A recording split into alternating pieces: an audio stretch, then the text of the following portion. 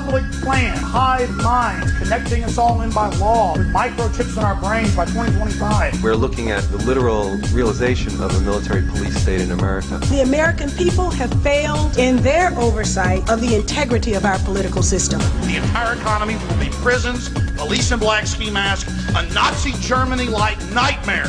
The final target is the American people.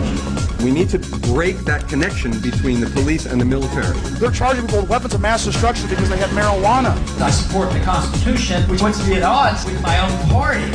There really is an Illuminati. There really are 13 families. They own the big banks and print the money.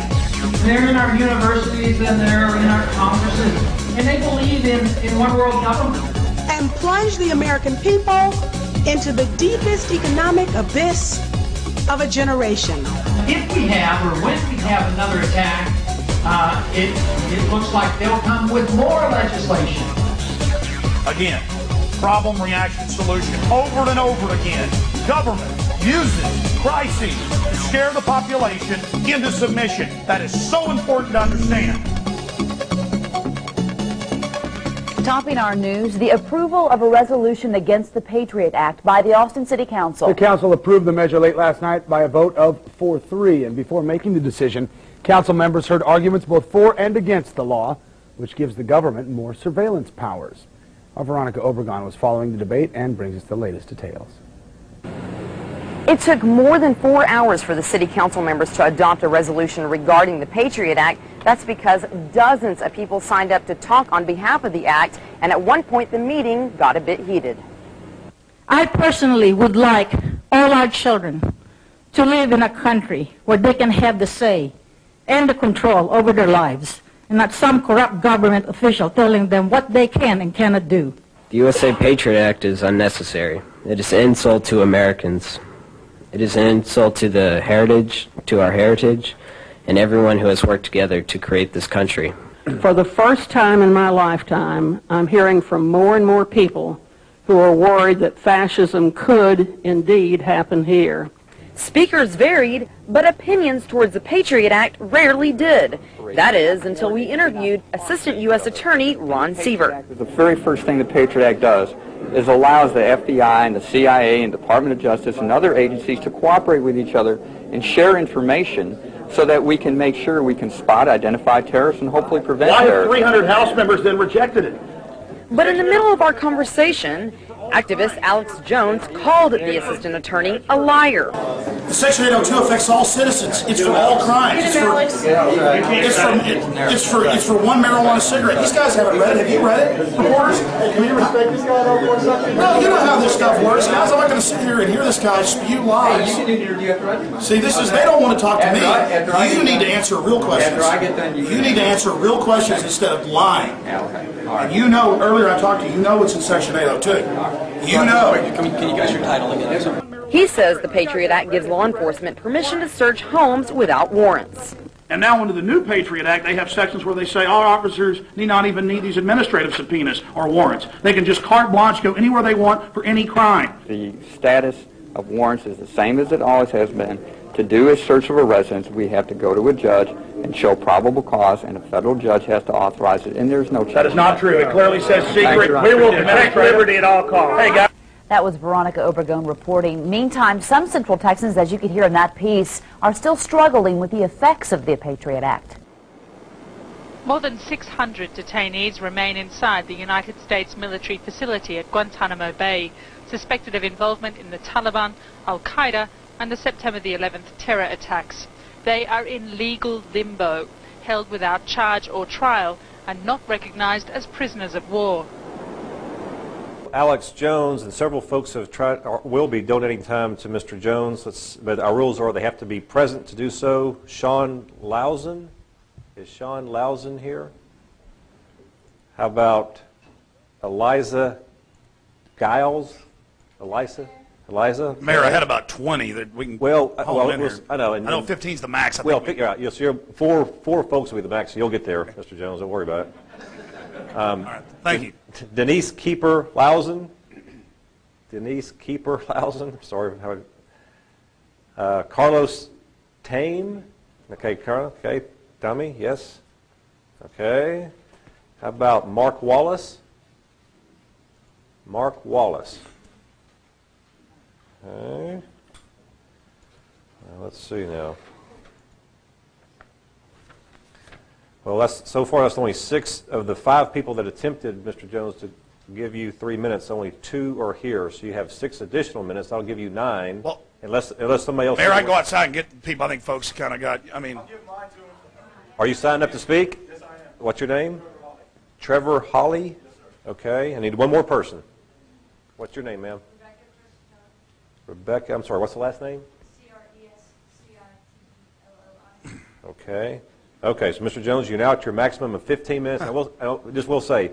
Folks, occasionally you'll see myself or council members leaving the dais. I promise you when we're back in the back, there's a television and audio we can hear and see. Oh, so yes, Mayor, I believe you. Don't be offended when I leave. I'm not offended. Welcome, Mr. Jones. You have 15 minutes. Well, thank you. And I hope you do stay because this is important. And I want to thank the people that came here that are part of the Second American Revolution. We shall prevail. That is a guarantee. Because as the New World Order turns up the heat, they're going to form more resistance. The tighter they squeeze, the more people are going to have that light bulb go off above their head. Now, I believe this council is made up of good people, and I think it's great that Jackie Goodman, Mayor Pro Tem, has brought this forward. Let's go through the facts. And John Ashcroft and Lord Bush and their military-industrial complex owners who are setting up a military dictatorship. I mean, this is admitted, PNAC documents, cannot hide the reality of what's happening. In fact, Ashcroft, 6 months ago, really committed a federal crime. In sworn testimony before the House and Senate, he said there is no new terrorism legislation. It's not been introduced. The Domestic Security Enhancement Act, the Justice Domestic Security Enhancement Act, House and Senate versions. It's like if I got up here and said the sun didn't come up this morning. You'd laugh at me, but the press didn't call him on it. Now he's saying there is a Patriot Act 2 and Victory Act 1 and Victory Act 2, and you better pass all of them. You know what's in Patriot Act 2, Section 501? If you fit the description of a terrorist under Section 802 of the first Patriot Act, you can be arrested and secretly executed. That's right, a 3 military judge panel. Now what is Section 802 of the first Patriot Act that passed on October 27, 2001 at 5 in the morning when no one was allowed to read it, according to members of Congress? The definition of terrorist is any action that endangers human life that is a violation of any federal or state law. They have many other definitions about anything that influences government. Go read it for yourself. They're counting on you not reading it. They're counting on you not finding it. Ron Paul and others have pointed out that Hitler and Stalin and people didn't have the nerve to put stuff like this down on paper. They just did it. That's what's so amazing about this. And to see the assistant U.S. attorney here peddling this is really sad, but I know it's under orders.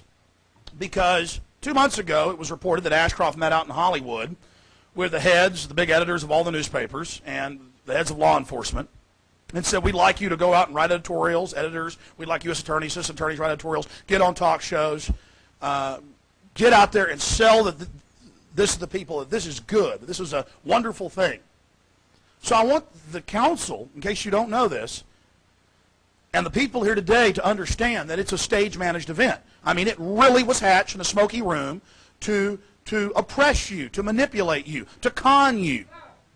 Now, that makes me very angry, and that's why it's so exciting that this council may simply just say we have a Bill of Rights and Constitution, and we will not violate the Bill of Rights and Constitution, and in this city, America is still America. I mean, it's just that simple. Now, I'm sure you heard about 5 years ago about the FBI crime lab. The head of it, Dr. Frederick Whitehurst, who I've interviewed several times, said, I'm not doing this anymore. We've been framing people, manufacturing evidence. This is out of control. I've interviewed FBI agent Tyrone Powers, who talked about how they would frame people, the different criminal things that they would do. Tulia, Texas, 56 black people, no criminal record, no drug paraphernalia, no nothing. On the word of one corrupt cop, gave them all 20 to 90 years in prison. Now you think about that. Houston Crime Lab, thousands framed indiscriminately. The police chief had to admit it because his job's on the line. He's claiming, oh, I'm going to fix that problem. It's equivalent of Hermann Goering promising to stop what Hitler was up to. This is amazing, ladies and gentlemen. So this is why we restrict the scope and size of government and its power over us in our lives. Because we know there's criminals on the street, we know there's bad people, but they don't have the massive mechanisms, the machinery of government and military and militarized police and prison complexes to oppress at levels never before seen. Last century, 200 million killed by government. 200 million killed. Millions of American Indians, Native Americans, killed in this country. So don't tell me we shouldn't have a concern when the most draconian legislation in the history of the world, dwarfing Byzantine Spain and France, is rolled out against the people.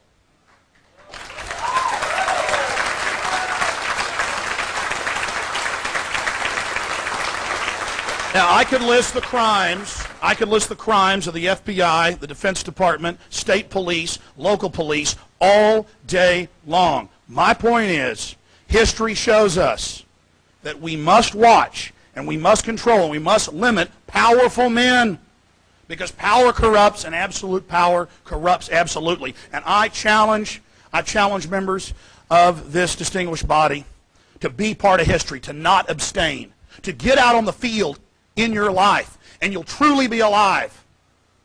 To not sell out to this corrupt system. I spoke right before Ron Paul just a few weeks ago, right outside Austin. He talked about how his poll numbers just go up and up and up, and the support just gets greater and greater and greater as he resists all of this, and as he says no to this, and as he throws the lobbyist out of his office. The truth is, when the whole world's sold out, you guys are going to get more power out of not going with the system. This thing is in terminal velocity. This thing is falling down around itself. The corruption, the comprehensive annual financial reports, the scams. Now, got about 9 minutes left. I'm going to try to go through these points because they're all very, very important. Section 213 of the First Patriot Act lets them break in your house or any business and take whatever they want or plant whatever they want and not tell you for 6 months they were there, and they're administrative. They're rubber stamps. They aren't for Billy Bob's house because we think he has this under the Fourth Amendment. They're for everybody. They're for whole classes of people. And now under the new Patriot Act, they have sections where they say our officers need not even need these administrative subpoenas or warrants. They can just carte blanche go anywhere they want for any crime or suspected crime. And the spokesman for the Justice Department just a few months ago, after Ashcroft admitted, okay, there is a Patriot Act too, went before the House and Senate, and this was in the news, in the Associated Press, and said, well, yeah, we're going to use this in all crimes, all drug crimes, everything. Misdemeanors, third-degree felonies, everything. That's on the record.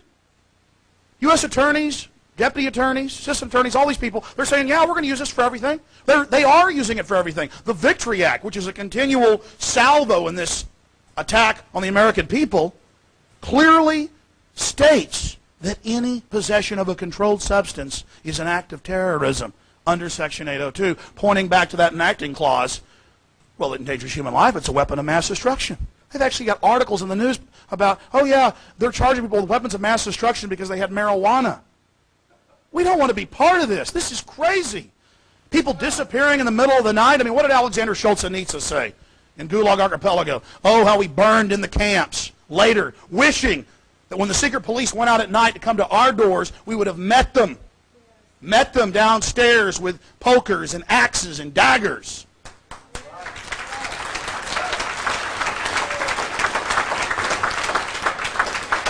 America is a great country full of great people, and it deserves better than what's happening. And I personally monitor every day the news wires, Reuters, AP, AFP.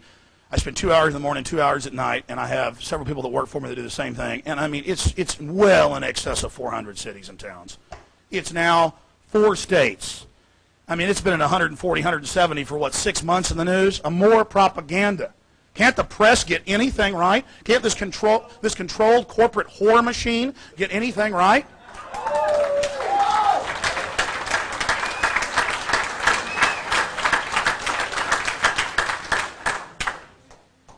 Now, 10th Amendment, very important subject. During abolition, that started around 1810 or so, there were cities, there were towns, there were states that were free. And they said no to the federal government in the North and the government in the South, and they were safe havens for human beings that didn't want to be in bondage and had the courage to flee and risk their lives. It is so American for local governments to stand up to the tyranny of evil men and say no. That is our place, that is our job. And these arguments are baseless, and they are the arguments of liars and tyrants and sycophants that beg at the hand of this global cess system. So again, be part of history. Be part of history and stand up and do something right and don't abstain.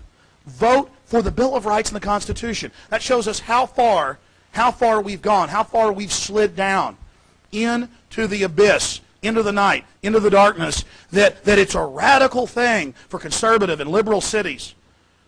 Conservative states like Alaska, liberal states like Hawaii. It's radical for them to come out and say, you can't secretly arrest people, you got to have warrants to bust in houses. It goes on and on. There's this argument, well, our police officers get in trouble not following orders, not doing what the feds tell them. The feds, my friends, don't tell the sheriff and the city and the police chief what to do. And that's not debatable. They can try, but it's a fraud.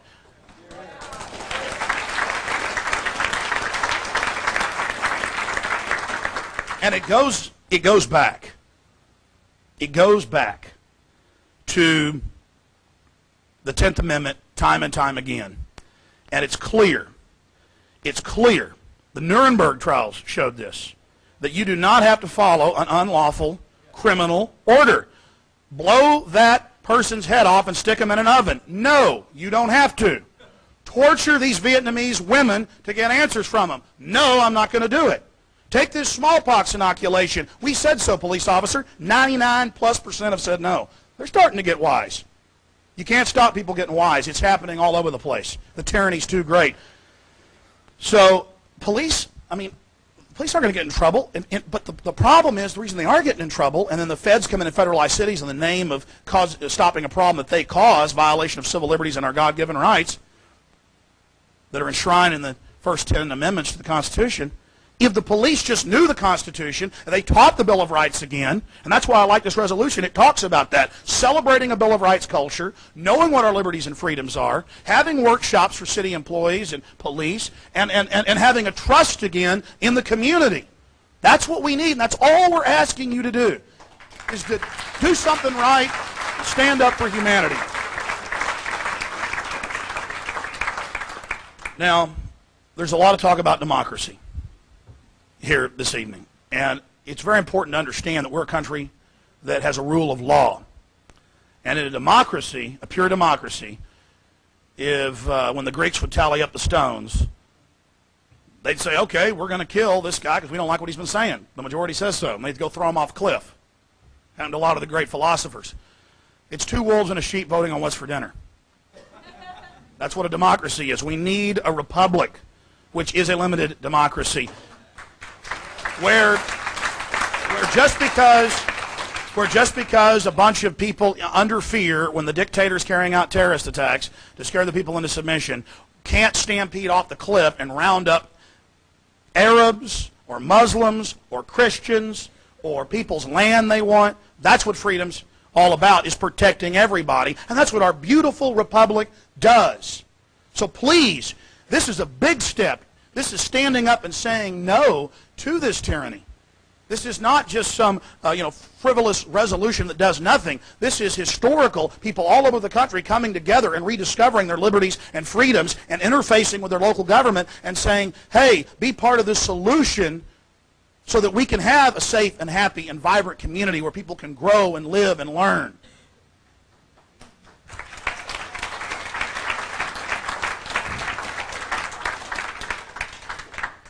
Now, it really is important also for the council and for the people assembled here today to understand that the level of deception and manipulation and skullduggery surrounding the Patriot Act's passage, surrounding the introduction of Patriot Act 2, Victory Act 1 and 2, all of the arm twisting and garbage that's gone on in Washington, D.C., that is all the more reason. The lies by the Justice Department and their minions telling us that it doesn't affect citizens, telling us that we don't have anything to worry about.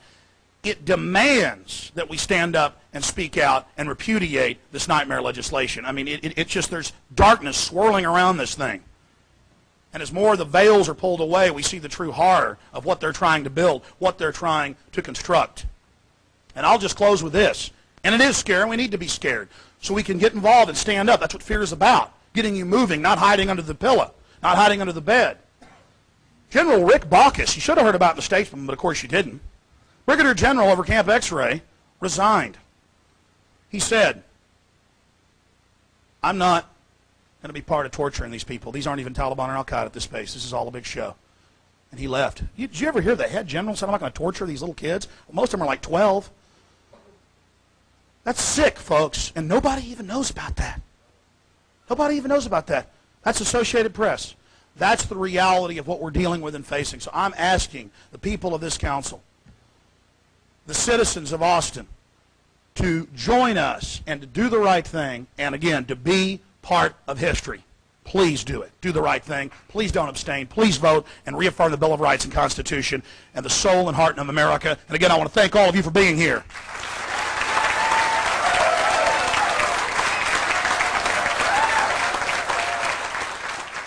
Congresswoman Cynthia McKinney is an unusual person. She's spoken out against the United Nations and its child kidnapping rings involved with DynCorp. She came out against President Bush on September 11th and said that there was evidence of prior knowledge and that there should be a real investigation that wasn't going to be run by Henry Kissinger. Talk about a weasel guarding the fox at the henhouse. And I was in San Francisco at an award ceremony for Project Censored. I'd gotten second place for my analysis of the Patriot Act in the magazine Global Outlook, put out by the Global Research Group. And what was really interesting is after her speech, after the award ceremony, she ran up and hugged me. And she said, oh, Alex Jones, Alex Jones. And I didn't know that she even knew who I was. And she said, yeah, your film, Road to Tyranny, woke me up to the New World Order. She went on to say that your footage of Oklahoma City and the prior knowledge and the government involvement's amazing. And of course I'm saying to my camera guy, get over here, get over here, get over here. And then we talked to her some on camera, and she repeated about the UN, the white slavery rings, and about the documentary film and how powerful it was for her. But for me, it's an example of what one guy in Austin, Texas can do. Because I know the Dixie Chicks have admitted that they woke up to the fakeness of the war because of Road to Tyranny. I know that Congresswoman McKinney woke up to 9/11 because of my film, at least partly. I know that a lot of prominent people have woken up. How many just average folks out there who are just as important as these people have been awakened? And it shows what one person can do. So here's some excerpts of Congresswoman McKinney's speech, my discussion with her, then myself receiving the award, and a short speech I gave about the New World Order. And then we'll also get us some excerpts of a discussion we had with Frank Morales, who is an Episcopal priest in New York, who's written some of the most in-depth analysis that I've seen about the martial law roundup plans, the Inter Passe Comitatus, moving into this prison-style economy. So here's Frank Morales exposing the police state, Congresswoman McKinney, and of course myself at the Project Censored Awards for 2004. I want to welcome you to the 27th Annual Project Censored Awards ceremony. Please welcome Cynthia McKinney. I have just one question. Who are we and who's responsible for what we've become? As I survey the landscape of the changes that have taken place literally before my eyes over the course of my lifetime, I have to wonder, where did we go wrong? George W. smirks, Dick Cheney sneers, Rumsfeld jokes, Powell blusters, Rice lies. Enron and WorldCom steal, DynCorp vaccinates, Halliburton feeds and feeds and feeds and feeds. Americans hurt, and in Iraq, Americans die. Our national leaders insult our allies, create more foes, reward their friends, increase our insecurity through their own policies, and plunge the American people into the deepest economic abyss of a generation. massive failures all around us enter into the calculation in any answer to my question. Who are we and who's responsible for what we've become? From the lies to our servicemen and women and to all of us about Iraq, to the still unanswered questions about September 11th, the Congress has failed in its oversight of the executive branch, and the American people have failed in their oversight of the integrity of our political system.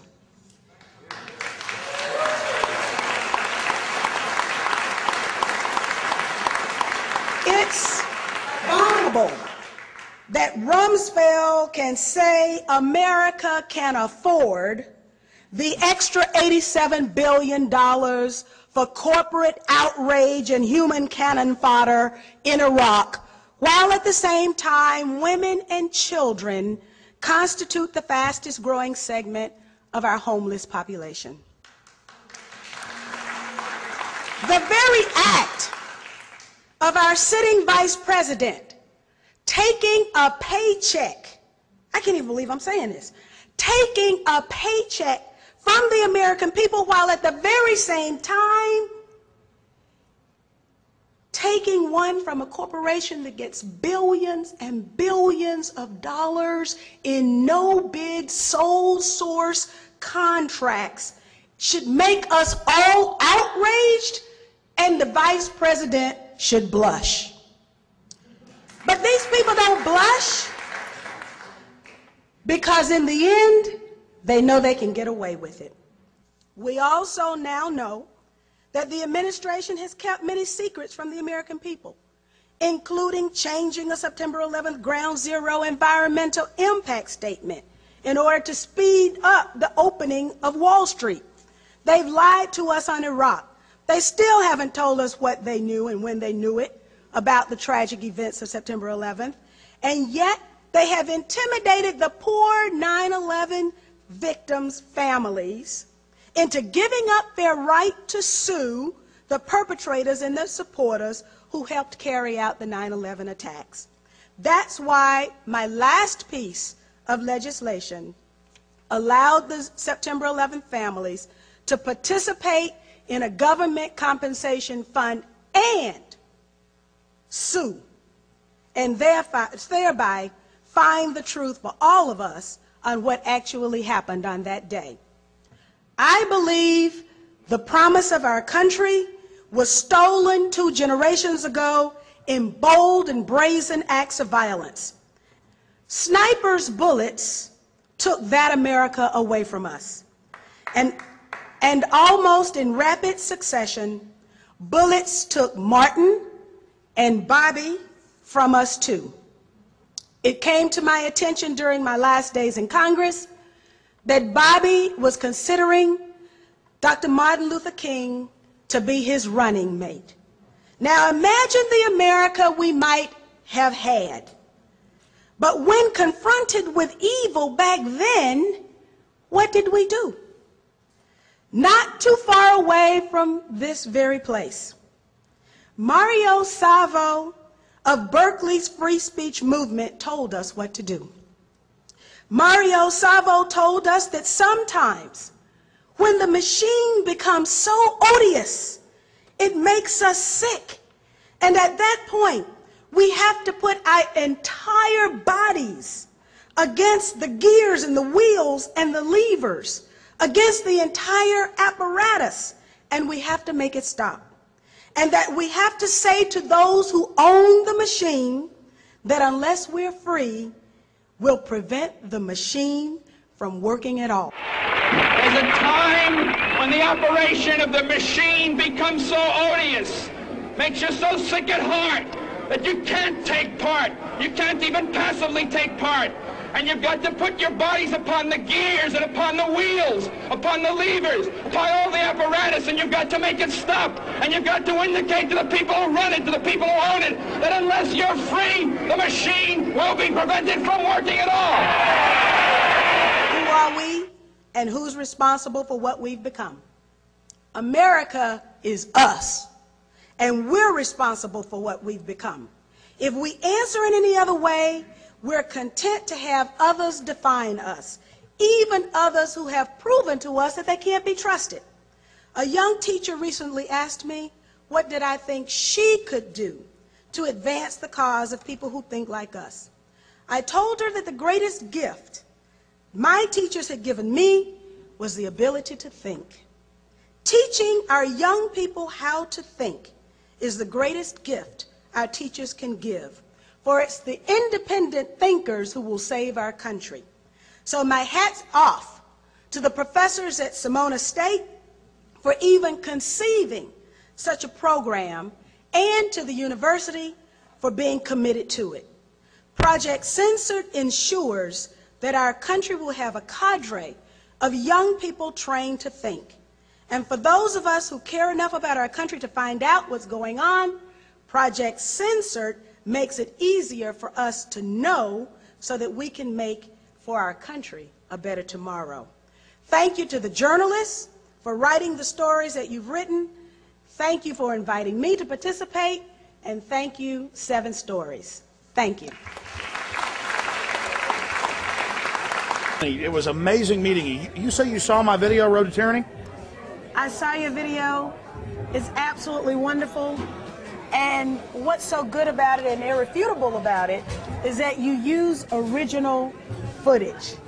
And what through my experience with working with COINTELPRO and the murder of Dr. Martin Luther King Jr., I can tell you that the one thing that they don't want in the hands of the people is the original footage, because then people like you can go back and dissect exactly what happened, exactly what was said, exactly who said it, and at what time they said it. And that's exactly what you did. And so the credibility that you give to your argument by using their own words and their own timeline is phenomenal. So you did all of us a tremendous service by giving us the documentation that you did. Well, we're talking to Congresswoman Cynthia McKinney, and I'm not just saying this on the radio, I've said it many times. You're one of the few people that had a wide range of understanding in legislation. And you spoke out about so many issues. Whenever it was about freedom or liberty, wasn't a Republican or Democrat issue. No, not you stood at all. up, which is why the establishment obviously targeted you among just only a handful of others in the last decade. They had to get out of there. What would you say to others out there about getting involved and making a difference? Well, there's one thing that's for sure. If you don't get involved, you'll never make a difference. But by getting involved, I believe we still can make a difference. Now is not the time for us to give up on our political system. We're here in California. On October 7th, there is going to be a result. Now, there can be some people who choose not to suit up that day, choose not to participate in the game that'll be played, but they'll have to live under whatever the regime is that comes to power on October 7th. In 2004, in November, there's going to be an election and there's going to be an outcome. Now, for people who want to say, well, we don't have confidence in the system, we don't have confidence that our votes are going to be counted, that's all the more reason to participate more heavily. And investigate. And investigate, in fact, absolutely. Before the camera was on, I was talking about Diebold and these companies, and they found them bragging that we'll deliver votes to Bush, and we're going to manipulate things. This has been actually in different regional newspapers. It's coming out, but the average person isn't aware. You were telling me about a Tennessee case of some election fraud. A Tennessee case that was mentioned to me by Judge Joe Brown, who's on television now, television judge. But there was a case in Tennessee where the tabulation software added illegally a quarter of a vote to the favored candidate for every one vote that the unfavored candidate received. Now, that was flat out wrong, but because this particular unfavored candidate had Judge Joe Brown on his side, they were able to sue and find out exactly what happened. So we understand that these manipulations are going to take place. So they're even computerizing the paper ballots already, what you're saying? This was prior to the touchscreen. And so you're absolutely right. This is with the paper ballot. That is scary, and now they want to get rid of even the paper ballot so there's no record. That sounds perfect for George Bush. Well, George Bush isn't the only person we have to fear. It's the system itself, and those who feed at the public trough, they are the ones that we now have to fear. And that knows no party, knows no color, knows no class. I mean, the only thing that's going to save us are people like you, the activists who are here, the independent journalists who are willing to search for the truth and take it to the American people no matter where it ends. Congresswoman, that's just amazing. I read your full press release and quote about 9/11 on my radio show. And I have a conservative and a liberal audience. It's just Americans. All you said is we have bus accidents or train wrecks and we have investigations, but there shouldn't be one about the biggest terrorist attack in U.S. history. And then the media didn't take your quotes, they just attacked you on lies. Yes. And I've never seen such a demonization campaign. Then I saw the polls, the Atlanta Journal-Constitution was going your way, and they pulled it. Can you talk about both those issues? How trained professional journalists can get a story so wrong is a mystery to me. And so I have to believe that they got it wrong, not by accident, but because there was a desire to get the story wrong, that demonization that you were talking about. And it was interesting that when the Atlanta Constitution put the people poll up on the internet, and people agreed with my position, you're absolutely right. They yanked it, they stopped it, they yanked it from the internet and said, okay, the poll is over. So we understand that there are a lot of people out there in America's heartland who think just like we do, who have seen the outrageous behavior starting with the Florida election and then declining from there of this administration, and understand intuitively that something is wrong. They may not understand exactly what, but they know that something is wrong. We're on the wrong track. And of course, only these recent revelations about the lies, basically, the deceptions that put our young men and women in harm's way in Iraq, and they're stationed all over the globe, and they're getting sick. And for Dick Cheney's bank account. Well, Dick Cheney isn't the only one who's making a whole lot of money. You've got DynCorp that's got a sole source contract to provide vaccines for the Pentagon, and DynCorp is the corporation whose employees were over in Bosnia and Middle Europe buying and selling little girls. So why should they be rewarded with a contract to provide vaccines to our young men and women who are soldiers, and now our soldiers are getting sick with this mystery illness and we don't know why?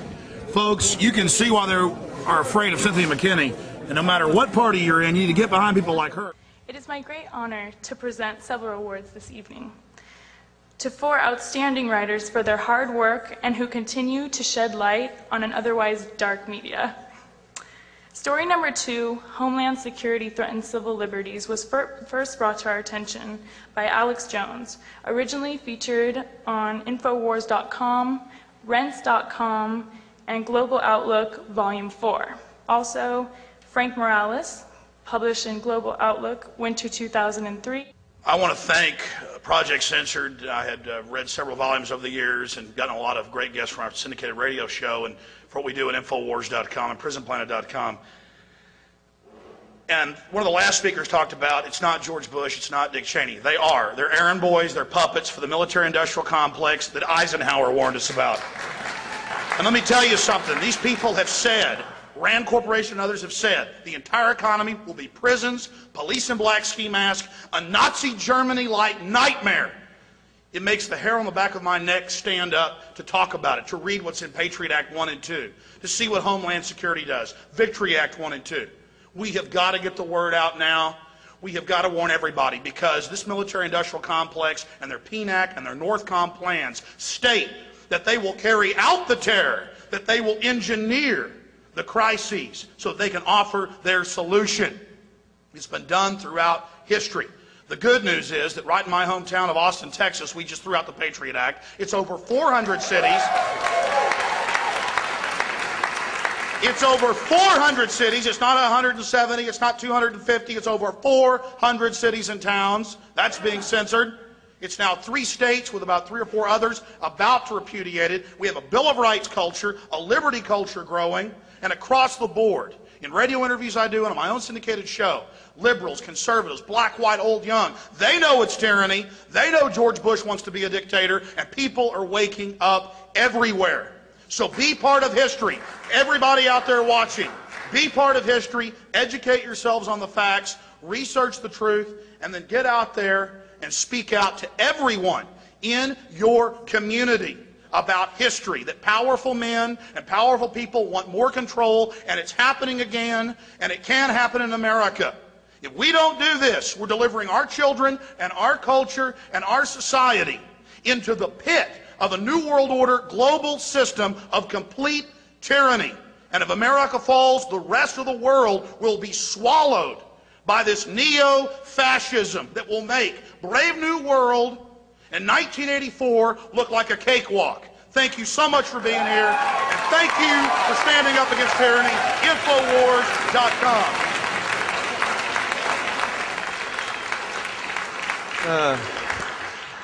My name is Frank Morales. I'm from Lower East Side, New York. I'm a squatter since 1985, an Episcopal priest.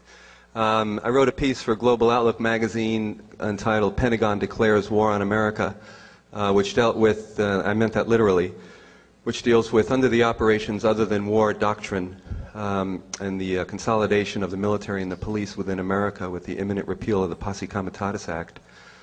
Just this past week there was more talk of that, which will completely eliminate any distinction between the police and the military in America, the institutionalization of NORTHCOM, a domestic military command which is celebrating its 1-year anniversary this past week.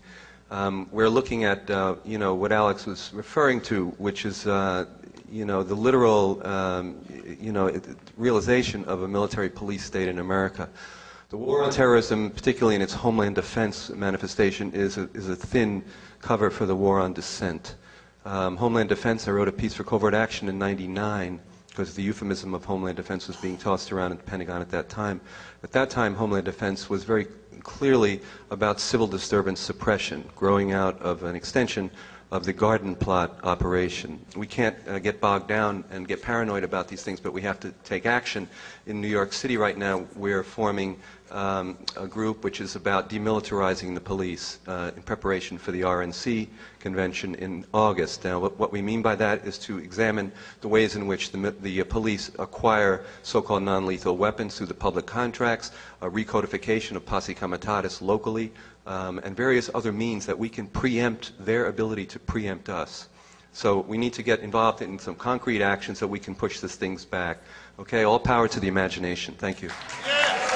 We're talking to a grassroots activist, Frank Morales, who has an incredible grasp on this infrastructure, this web of control that's been put in place by the military-industrial complex. Part of their plan to use crises, whether it's the drug war or the war on terror, to convince the general public to accept giving up liberty for security.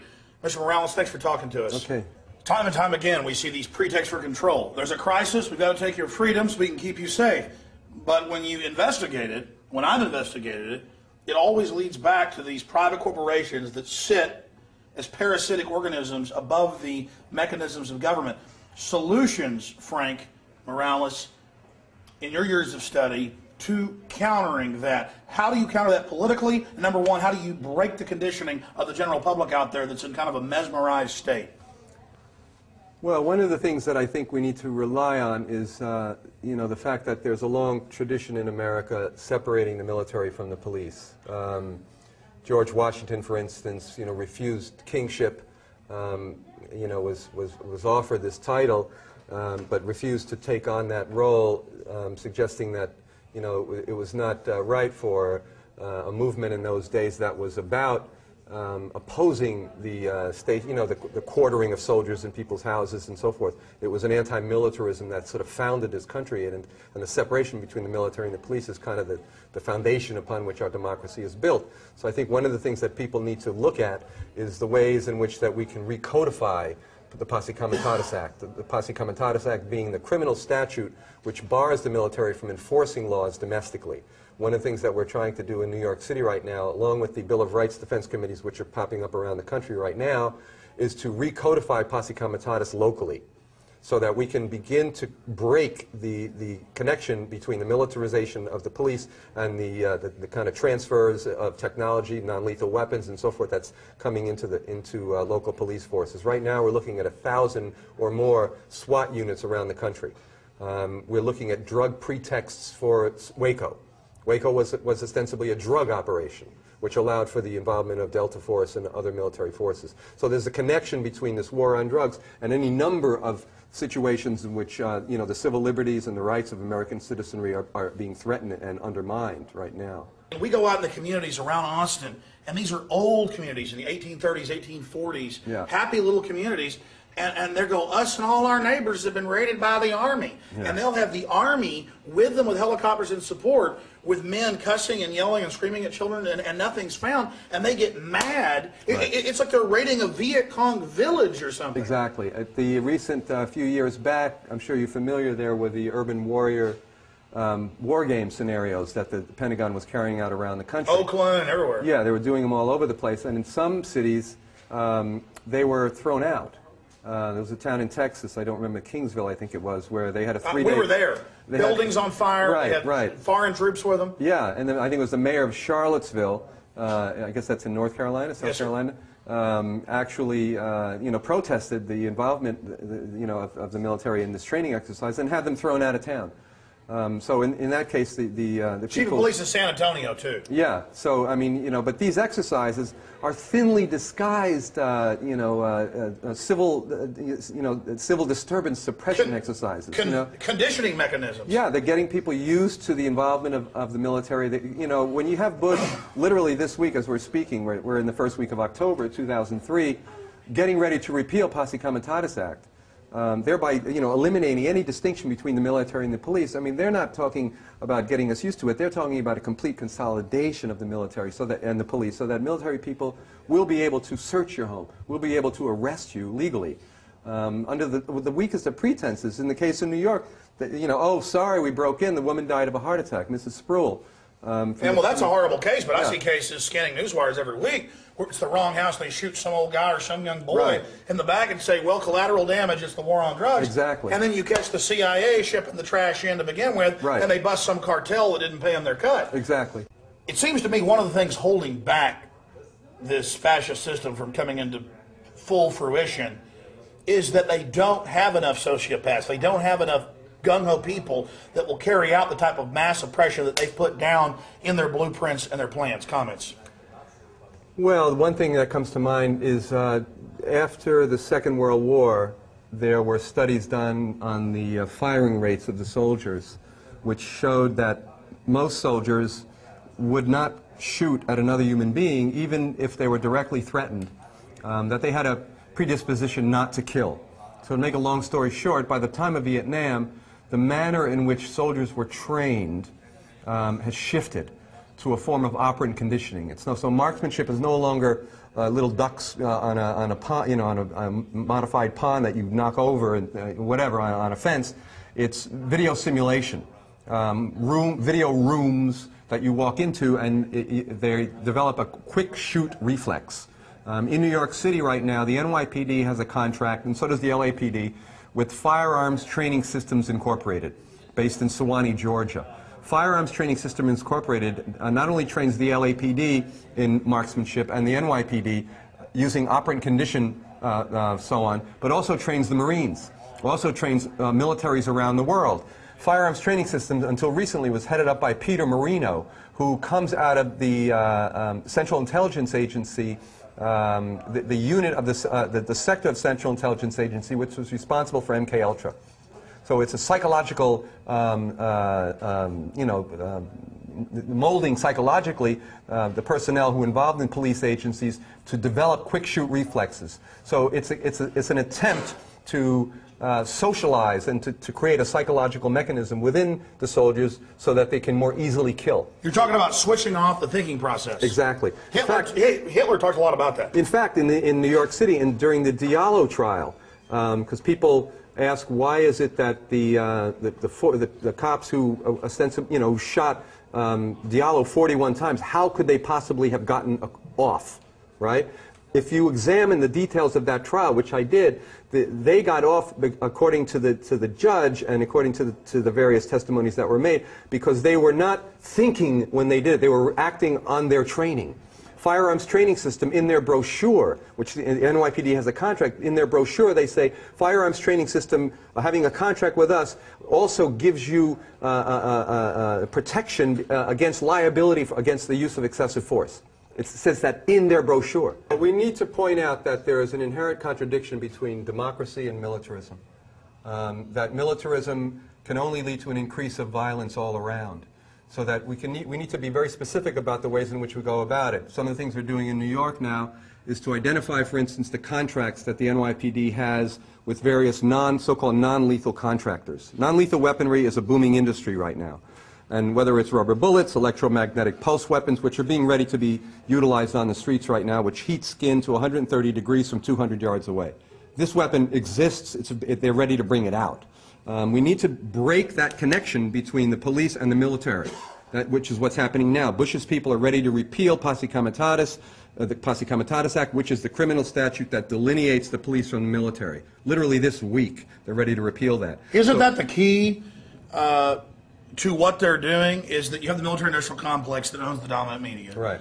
And now they just want to go into business here domestically. I mean, we got Lockheed Martin running the red light cameras. We've got them involved putting in the surveillance cameras. We've got a host of other defense complex companies now involved with the prison industry at every level, integrating and funding the campaigns of politicians. Simply put, I would say we have a criminal syndicate, an enterprise that's been sophisticated enough to get control of the media and the government, and they're going to enslave almost every last one of us. They're never going to stop because all their subdirectors are going to want to expand their, quote, productivity, and their productivity is tyranny and net destruction of humanity and creativity and family and community. Well, once you create an equation between profit-making and armaments, between creating the weapons to suppress dissent in America, whether it's electromagnetic pulse weaponry or rubber bullets or gases or psychotronic gases, which are now being field tested. Once you create that symbiosis between profits and these weapons, that's a dangerous situation. This is what Eisenhower pointed out years ago in warning about this military-industrial complex. The thing we need to do as a citizenry is to do what we did back in the days of the Revolutionary War, is to identify militarism as the enemy and to go at it. Even whether it's locally, to disarm the SWATs. We're talking about 1,000 SWAT units around the country right now. This is the people's money that's being put to use in buying this weaponry. The people need to get inside of these police stations and implode them from inside. They need to go in, identify ways in which they can disarm the police in these contexts, to recodify Posse Comitatus locally. In other words, to enforce the distinction between the military and the police. They need to propagandize the police. So it goes back to education. We have to be force multipliers, special forces leaders for liberty and freedom in our communities to go in and speak some sense and some dignity to these people. And I've done this, and I've preached this to my viewers and listeners, and we've seen change. Look at the 400-plus cities that have passed laws against the Patriot Act and Homeland Security. Look at the states that have done it. Look at the massive resistance that has formed against this, which is being ignored by the dominant press, and that's only fanning it. So just amazing points from Frank Morales. And to everybody out there, you are leaders. We can't do it all for you. And you have to educate yourself on these facts. You have to get out there and reach out to people and understand that history is repeating itself. And you probably don't have a choice. I mean, it's not much of a choice to be a slave or be free. I know you're going to want to stand up for liberty, for freedom, and get involved. And what Frank's talking about, these 1,000+ SWAT teams, these multi-jurisdictional task forces, these are federally funded, federally controlled, and the media is there hyping it up like it's, you know, the new savior, you know, that only real men are members of this. Right. They're selling us this. Certainly you can see the propaganda they're foisting upon us, their lies, and you may think, well, that's so much power, such a massive structure of media, we can't counter that. But they have to reapply their lies continually. We show somebody a lie once, we take the curtain away from their eyes once, they're out on their own forever, going and researching and waking up others. And that's where our power lies. We have so much power, but it's up to you to become those leaders. Can you speak to those out there, Frank, about becoming leaders and getting involved? Yeah, I would say that, you know, the pyramid, you know, the power is derived from the feds. It's a rampant executive, you know, mindlessness. The federal, you know, police and military entities looking to, you know, just completely erode our civil liberties on the base. But at the bottom of the pyramid, that's where the strength is. And as long as people become aware of these situations and begin to move in very kind of distinct and rational ways, and understand, for instance, what I was talking about, identifying within your local police departments ways in which you can demilitarize those police departments. There's no reason that you can't create a SWAT watch in your town. There's no reason that we can't begin to identify what contracts do these local police departments have with the companies that are selling them these weapons, and begin to get a hold of those funds. Defund these police institutions to the extent that they're you know, contracting with these groups and getting these weapons, which they're going to be using against you. We need to preempt their ability to preempt our right to protest, to have you know, have our grievances redressed, and you know, and in order to exercise our freedom. There is an inherent contradiction between democracy and militarism, and whether or not you know, we are left, right, or center, everyone should be concerned that the increasing level of violence on the grassroots,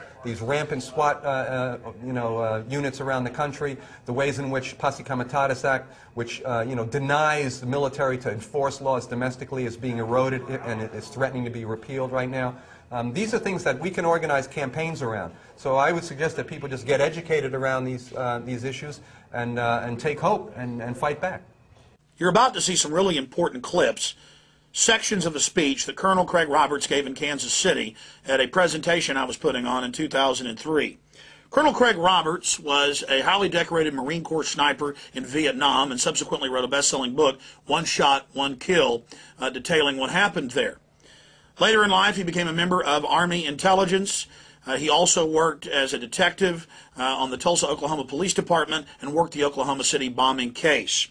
Colonel Roberts is an expert on the New World Order, and his insights give us a view into the mind of the globalist thinkers and to many aspects of the crimes they've committed. Here's Colonel Roberts. Where are we at now? The final target is the American people. And who benefits? On the Hegelian principle, remember, create a fear of attack, pass a stronger anti-terrorism bill every time. Now, the way it works out, the difference between communism and Fabian socialism is communism says, kick in the door, shove a gun in their face, and tell them, be a communist or die. Real quick. Fabian socialism says, knock on the door and put one foot in the living room, talk your way into putting the second foot in the living room until you own the whole house. You do it by legislating your way there a little bit at a time. It's called the frog in the pot. It's called incrementalism. It's called the inchworm effect, where the inchworm feels out. If it feels resistance, it backs up and moves around the object. Incrementalism is, I come to you and I say, I want to take all of your house. And you say, you can have all my house, but I'll let you stay in my front yard. I'll compromise. Okay, that's fair enough. A week later, I want your front porch. I'm not going to give you my front porch, but you can have the steps. See? This is what happens when we get at the national level in Washington, D.C. For those of you who haven't figured it out yet, the National Democratic Party was taken over by the Communist Party of the USA back in the 1960s. They infiltrated their members to the very top, and they have Fabian socialists there. Okay? And they've got a few Stalinists, but mostly Fabian socialists that want to incrementalize our way into globalism and the New World Order and all of this. The Republican Party, in its mass confusion, probably has a few in there too, but I think mainly they're just dumb because they haven't figured it out yet, or if they figured it out, they go along with the flow anyway. But the Republican Party's deal is, we had to compromise. Remember that all through the Clinton administration, every time they wanted to pass some obscene law, the Republicans say, well, we had to compromise with the Brady bill. We had to compromise and meet them halfway. No, you don't ever compromise. We didn't send you there to compromise. We sent you there to say no, to draw a line in the sand. You don't compromise. Because compromise allows the enemy to advance at least halfway, and they ask for the rest tomorrow. So the Hegelian effect is, you don't want to do it. You don't want to compromise, so we're going to make you want to do it with mind control, and we're going to do it by scaring you and telling you it's going to hurt your kids, it's going to hurt you, whatever. They create a scenario, and you buy off on it. So we end up with stronger anti-terrorism bills, which are basically anti-constitution, and run around the Constitution. We've got prohibit the private ownership of guns eventually. Right now, the Ninth Circuit's already come out and said that gun ownership is not an individual right. It's a privilege given by the government. Folks, there's a big difference between rights and privileges. Privileges are given by the government. Rights are something you have they can't take away. And they're trying to redefine which is which. And they're trying to move the gun rights into the gun privileges. And we can't let them do that. Somebody asked me once, well, Roberts, what's your tripwire? What's your line in the sand? When do you actually do more than just speak? Well, I'll tell you what, if I ever see a Chinese guy driving down my road with a blue hat, he's going to wish he didn't come there. Now, I may be slow, and I may be old, and maybe I don't see as far as I used to, but I got a heck of a good trigger finger. Okay. Prohibit private ownership of guns. Establish a national ID system for what? For tracking purposes. They can't control people if they don't know who they are and where they're at. You've got to identify everybody before and register them before you can control them. And they've got to make more. And it's really hard for them to do this. But it's real easy for you to be convinced that they've done it. I.e., oh, I've got a social security number, they can find me anywhere. I've got a driver's license number, they can find me anywhere. I've got this, they can find me anywhere. Wrong answer. It's like trying to drink water out of a fire hose. Get up in an airplane, look down at the city, and try to figure out how you're going to track all those people with all the computers in the world. It ain't going to be done. It can't be done. Over a period of time, they'll find you. Okay, they have ways of doing that. If you spend money, if you do anything, yeah, if you try to move from one place to another eventually. I mean, property taxes alone. I mean, everybody registers for property, you know, unless you live in a tent in the back of a park someplace. So, why run? And why care? Stand up and say, hey, the buck stops here, the line's in the sand, and you got a problem with me, let's just get it fixed. And if everybody did that, Alexander Solzhenitsyn said this, when the organs came in the middle of the night, if we'd met them in the stairwells with clubs and with knives, sooner or later they would run out of agents and we would not have gone to the gulags. Establish a national police force. They're doing that right now by cross-deputizing all of the police. And these young officers out there, you got to remember, police officers are good guys. The problem is we're getting a young bunch in there that come out of the public school system to go through the socialist college system. Why does a police officer have to have a college degree? Because it puts him in socialist, left-wing college classrooms. And they say, if you have a degree in sociology, that's fine for the police department. Or, of course, you can be a lawyer, or you can be, you know, they give you some other choices. You know, if you come out of there and you got a degree in horseshoeing or something, obviously that's not going to work.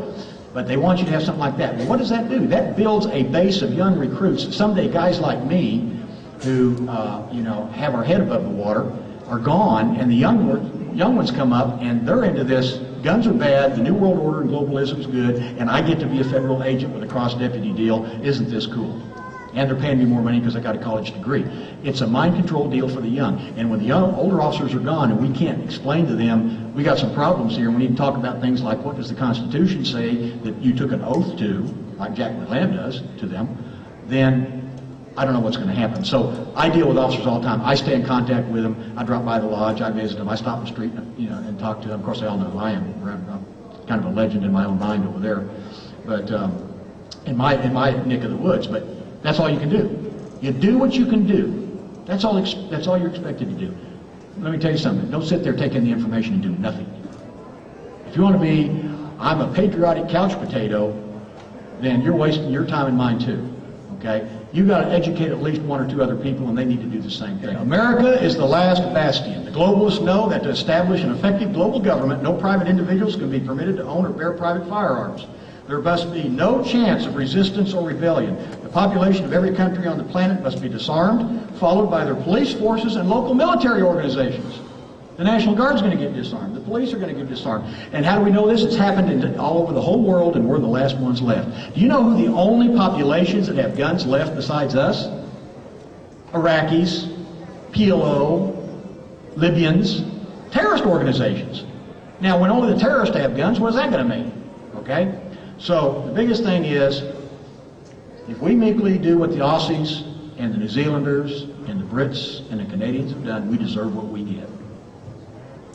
They're going to legislate the guns away by fear, create fear by using the events in the media, have legislation ready to pass that reduces or eliminates firearms in the hands of the citizens. How many can you own? How big are the magazines? Pretty soon it's going to be single shot, and it's going to be, we got to get rid of certain categories and classes of weapons. How about the multiple projectile weapon of mass destruction?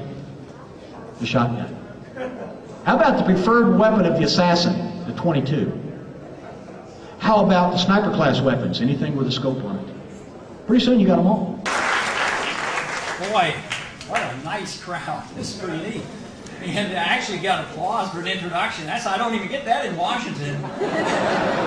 Go to Washington and I just barely get by, you know. But it is real nice to be here. And it's nice to be at home. It's nice to be in Texas. And basically all of August I've been here. And it's very encouraging. You know, in Washington, if you think that the world is what we see and hear and do in Washington, you know, you have really a distorted viewpoint about what America's all about. So it's when I come home and get to visit and get to speak out and get to visit with people like you that I realize that there are some very deep concerns about what's happening in this country, and that you're on the right track, and that you want to do what's right, and you're not coming to the government to looking for handouts and special interests.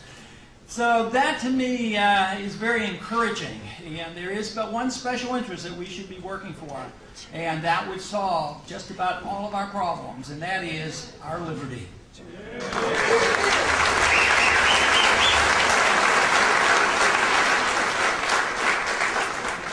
So often in Washington, that is the issue that is most neglected. The issue in Washington is that of how do you get things, and how do you influence the government, and how you wield power.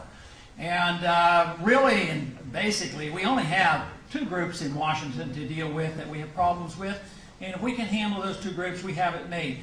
And the way I see it, it's made up of conservatives and liberals. Other than that, everybody's great, you know, and there's only two parties that seem to have a problem in really understanding what's going on. You know, it's those Republicans and those Democrats. But you know, there is a healthy sea change occurring. Yes. I would say that we're starting to see a reflection of this. I always argue that the government that we have is a reflection of the people. And you say, boy, that's bad news. Look at what kind of government we have. What can we say about the people? Well, it's a slow effort. That is, the people may change before Washington changes. And Washington's not doing badly, considering the fact that on average they're about 20 years behind the times. They're about 20 years behind the people, and but we're seeing some catch-up. And I think just 2 weeks ago we saw some catch-up, dealing with the very subject we're going to be spending some time on today, and that is the subject of the Patriot Act. And this was the amendment that came up to the House floor, amendment that I was a co-sponsor of, and that was to tone down the Patriot Act, to get rid of totally and completely the sneak and peek provision in the Patriot Act.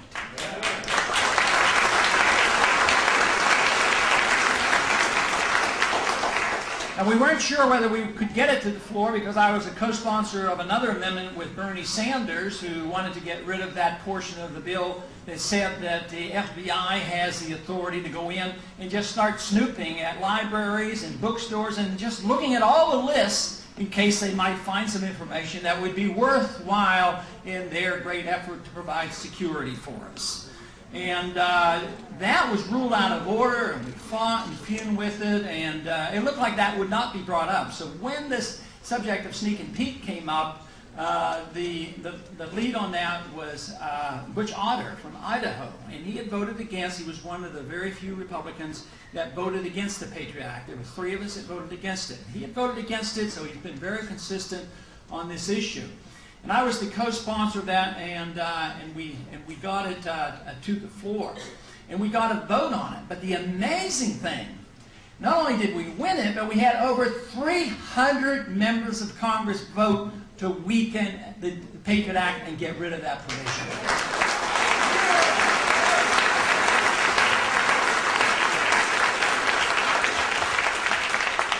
Now, it would be misleading if we were led to believe that all of a sudden Congress is waking up, that they finally read the Constitution and they voted on principle.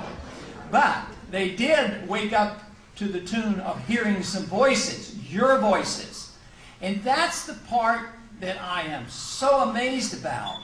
Not so much that there were some of us out there, but you know, doing this, the job that I have in my own way for 20 years or more, you know, it comes around where you think, well, there aren't very many of us. So, and we don't have a great deal of influence in Washington, so therefore you say, yes, our numbers are growing, yes, I'm on radios and we get responses, yes, we have the internet, and, but is the message really reaching? And I think this vote is a reflection of the fact that several things are happening. One, there are more of us than ever before, and the other fact is that we have better means of communication. You know, we have the internet and radio and shortwave and newsletters and just so many more things available to us than 25 years ago when I first went to Washington. You had 3 major networks and that was it. So this is good news. That doesn't mean to reassure you that we're over the hump. This is just the bare beginning, because the odds of that staying in the bill and the Senate passing it and the President signing it, very slim. And even if they did, do you think we could depend on them to follow the rules? There's no way. I mean, you know, there's one portion of the Patriot Act that Ashcroft argued for, and he still argues for it. He says, we have to do this. And he said, and somebody said, well, why do we have to have this radical change? He says, it's not so radical. He says, we've been doing that all along. We just want to put it into the law. So that's generally the way it works. So I want to talk, of course, specifically about the Patriot Act, but more about the attitudes in Washington and how it works and what we're up against. First, it's a political attitude. The determination of individuals to go to Washington and do what they say. Have you ever had a member or a candidate come to you explaining their position and they sounded pretty good and then went to Washington and forgot what they told you? Has that ever happened? That was probably one of my early motivations to run for office, was the fact that too often we've been deceived.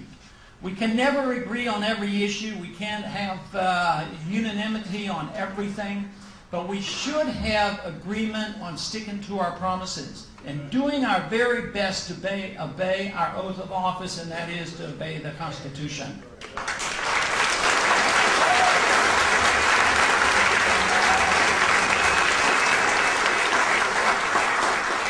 But the politics of it is very important, because depending on what their position is, not only do we see people change after they go into office. Have you ever seen some in office when they had the opportunity to do some good?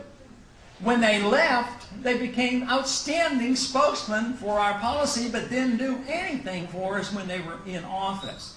And sometimes people are congressmen and they'll say one thing and represent a district. Then they want to become a senator, and all of a sudden their views change. And then you have somebody that wants a senator, he wants to run for president, and his views change again. So they're all over the place. Now I'm going to read a quote here from an individual. Some of you may have seen this. It was in one of my publications. And this is a quote from an individual when he was a senator. Sounds pretty good. It sounds like, I don't think many people here will have too much objection with this. He said the Clinton administration would like the federal government to have the capability to read any international domestic computer communications. The FBI wants access to decode, digest, and discuss financial transactions, personal emails, and proprietary information sent abroad, all in the name of national security. The administration's interest in all email is a wholly unhealthy precedent, especially given this administration, Clinton's administration's track record on FBI files and IRS snooping. Every medium by which people communicate can be subject to exploitation by those with illegal intentions. Nevertheless, this is no reason to hand Big Brother the keys to unlock our email diaries, open our ATM records, and read our medical records or translate our international communications. The implications here are far-reaching, with impact that touch individual users, companies, libraries, universities, teachers, and students. Does anybody disagree with that statement? That's a fair warning. That comes from none other than John Ashcroft. But now he's in charge. He has the power, and all of a sudden his attitude is different. He will know how to handle the power and authority much better than the Clinton administration. But maybe Wallace was right. Maybe there's not a dime's worth of difference. It's too bad we can't make him eat these words. That's what he needs to do.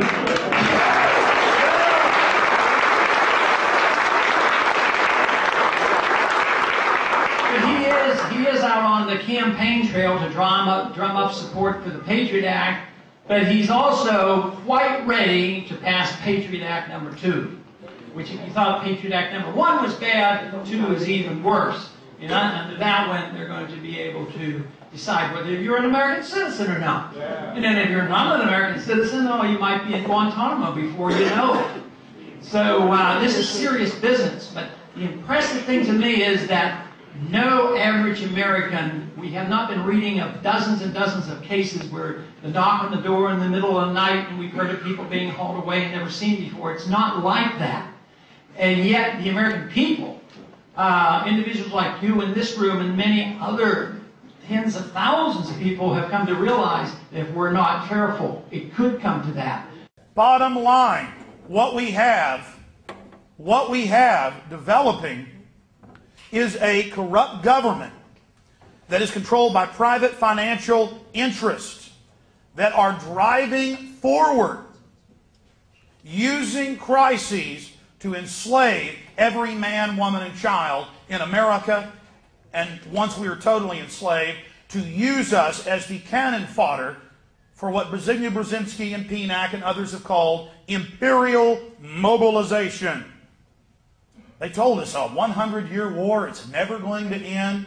As the terrorist threat evolves, we'll have to take more and more liberties. These are all quotes. This is all admitted.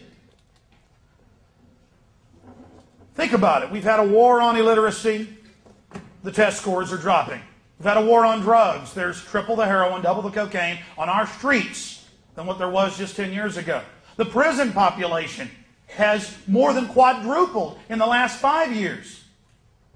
And there's more police, more checkpoints, more SWAT teams in ring wraith outfits kicking down doors, and more cops and citizens getting killed as a result. Again, problem, reaction, solution. Over and over again, government uses crises to scare the population into submission. That is so important to understand. And it doesn't matter if Bill Clinton is in office or George W. Bush. They're just figureheads, puppets, marionettes dancing on a string.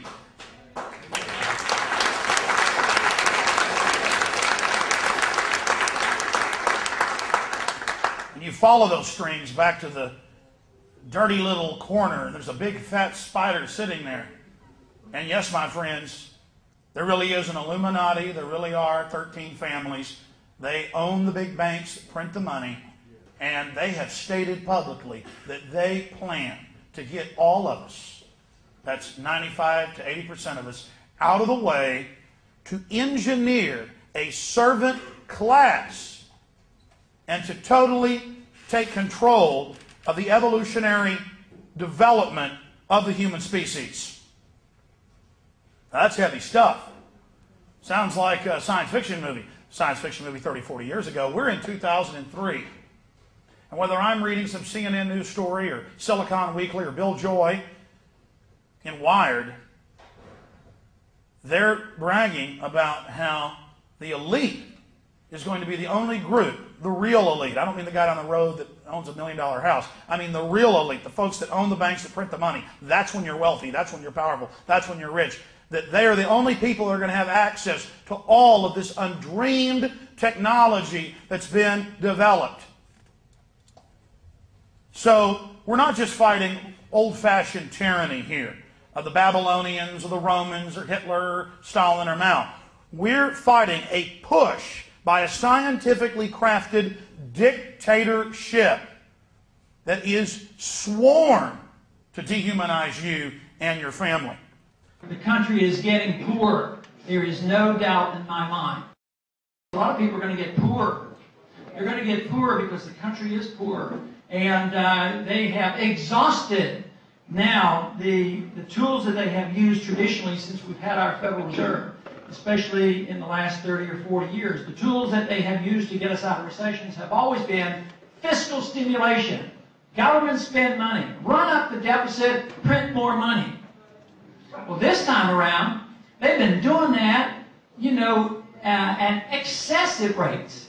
Even early on, even before the recession hit, they were doing it. So what are they going to do? In the old days, if the recession was, if they wanted to end the recession, interest rates were brought up high to dampen the economy, and interest rates would be high.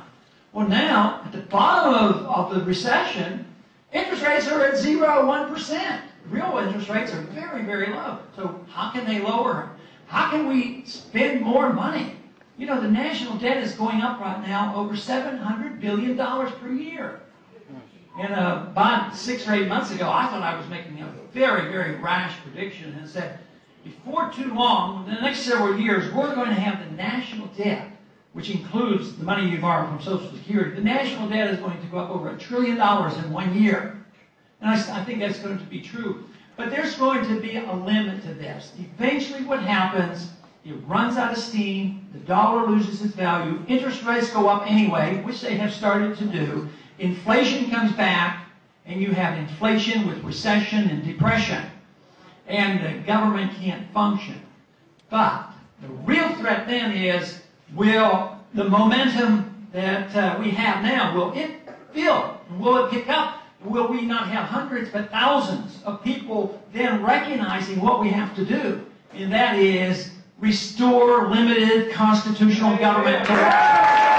And I think what has happened to our country is that over the years, the prosperity, which was a consequence of our liberties, have become the dominant theme of everything that we do, whether it's local or national in politics. So it is the desire to get more and more wealth. And to get more and more wealth, you have to have more and more control of the government because the government controls so much of the wealth. So the concentration and the effort in Washington is 99% on preservation of wealth and what we're going to do, and very little concentration on the issues that we deal with, the preservation of liberty. If we concentrate and do our job and preserve liberty, we will never have to worry about our wealth. Thank you very much. Okay, he asked if there's an international conspiracy to overthrow our government. The answer is yes, but probably not in exactly the terms that you're inferring, at least my understanding. I can't go and say, well, I know the 25 people who meet and have made these plans, and this is what's going to happen. I think there are 25,000 individuals that have views opposite of ours. And they're in our universities, and they're in our congresses, and they believe in one world government. And if you believe in one world government, then you're talking about undermining national sovereignty, and you're talking about setting up something that you could very well call dictatorship.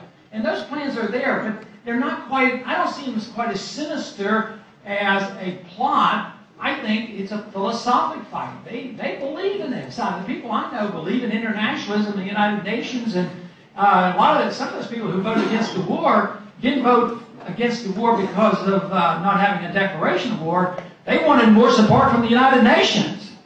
And that attitude is prevailing because it's been taught so long in our public school system, as well as our universities, and the people of great influence on our major news networks, and most of the positions in government support internationalism that would lead to that type Can of you movement. speak to the neocons of your speech you gave about the Trotskyite, Machiavellian view? Yes. Now the neocon speech I think is available here, and it's 20 or 30 pages, so I can't go over the whole thing. But the whole purpose of it was to try to point out the philosophic background to those individuals who control our foreign policy. And a major part of it was a critique of a book written by Michael Ledeen, who's one of the leaders of neoconservatives, and he's at the American Enterprise Institute. And he believes in all this stuff, except he only believes in the United Nations if the United Nations does what he wants it to do. But he's almost a militant nationalist, and he had written a book on Machiavelli, and praised Machiavelli, and really believed you should use these tools, which are rather ruthless. So I took his quotes and answered many of his quotes, and I quoted him literally in order to try to keep it, from getting too emotional. And the interesting thing about this was he called me. He wrote emails, and he also called my office. He was outraged, by this. He wanted an apology and everything else. But he praised, high praise of Machiavelli. But the most interesting thing is that book I had read it about 2 or 3 years ago. I think it was 1999 when I read it when it came out, and it was handed out to us at a Republican strategy meeting. And I read that, and it really, I went back and looked at it and said, when I was starting to put all these pieces together about who really got control of foreign policy since 2001, and that he was this ringleader in it, then I went back and reread this book, and that's what generally that book was about. Let me state this important facet of why we can't dig out of the mud, why we can't get out of this at this point right now. Because people are still in their Democrat and Republican camps. And you look at the people,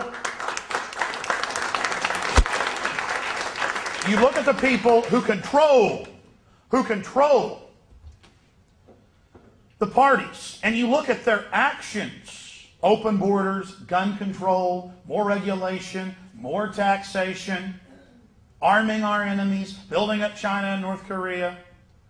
You look at the real actions of the Republicans and the Democrats, they are almost identical. Almost identical. And so you've got the left and the right.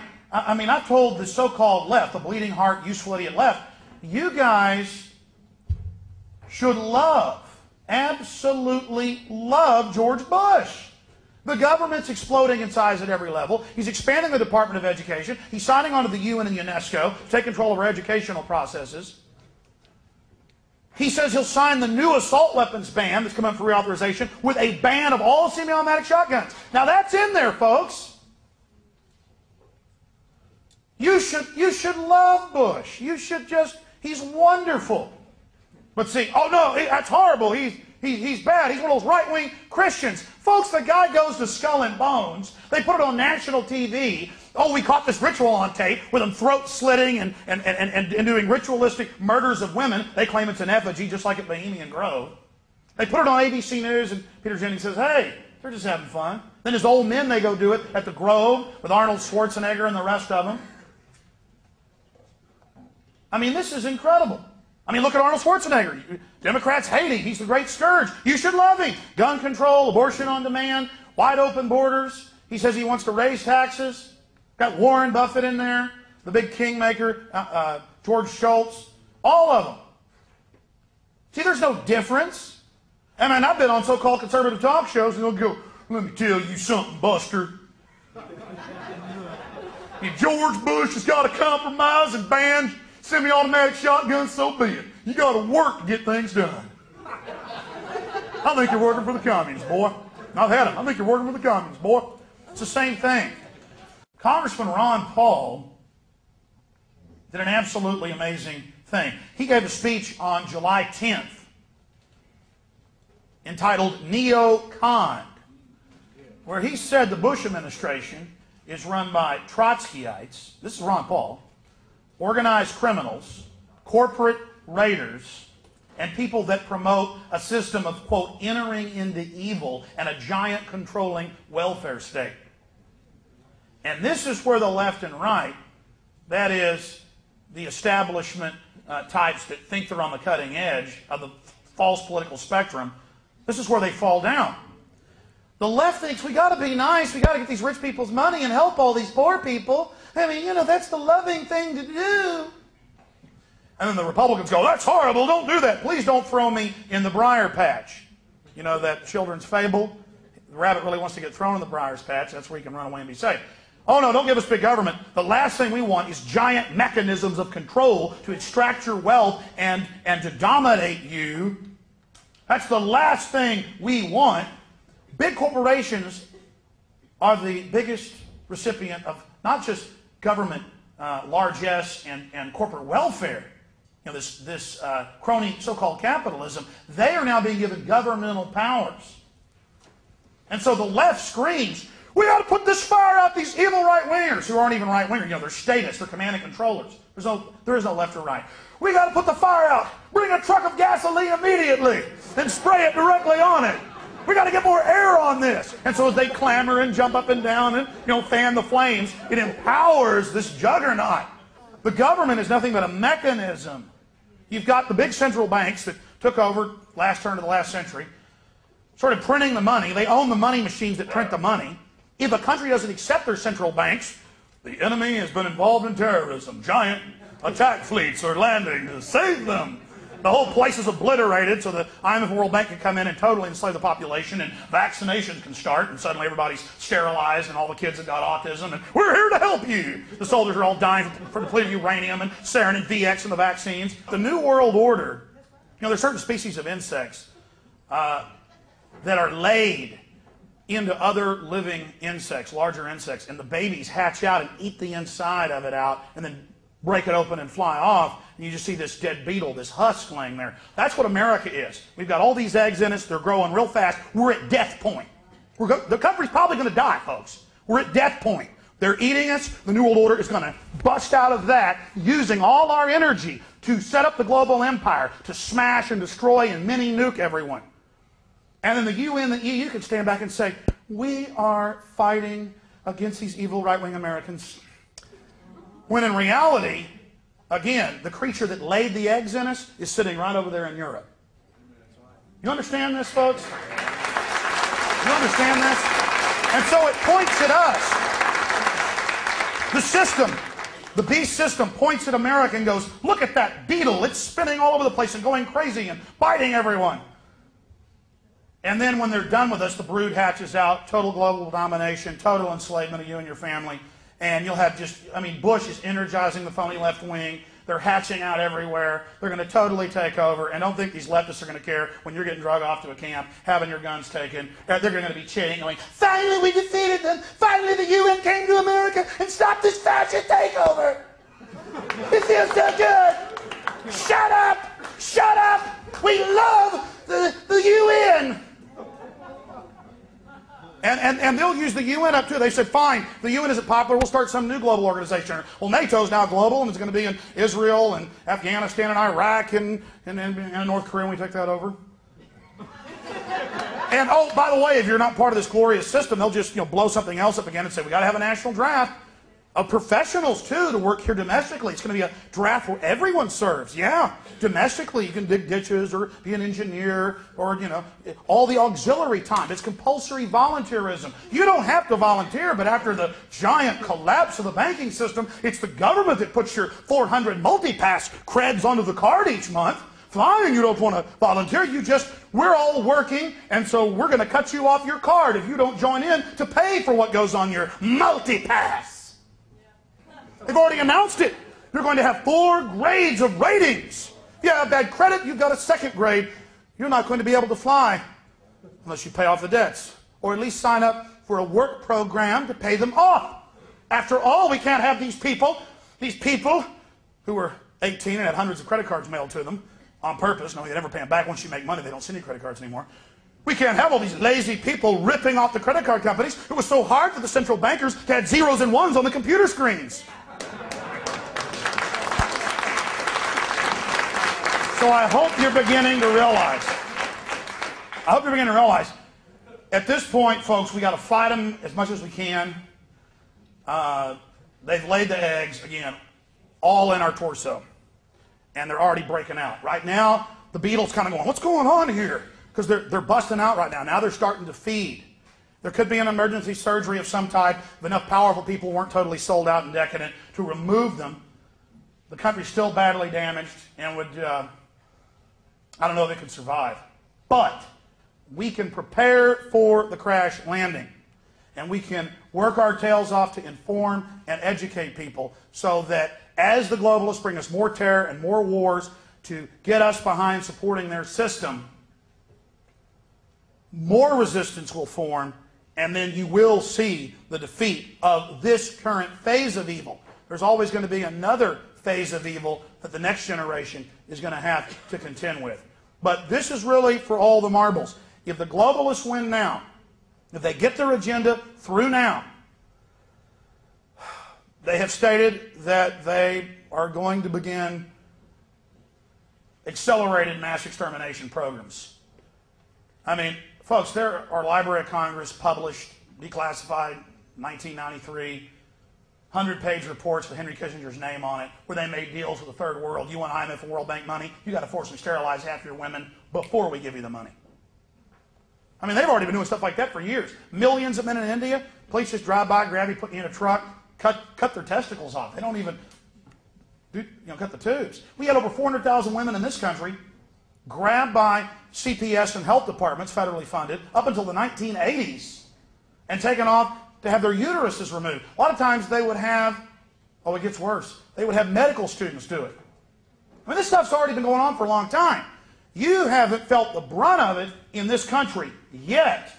You are, because the system is hatching its young for the next phase. And out of that crisis, they're bringing us, they're again going to set us all up for imperial mobilization to work as slaves in the crown jewel of the New World Order empire. And America will be absorbed and its energies refocused to complete this circle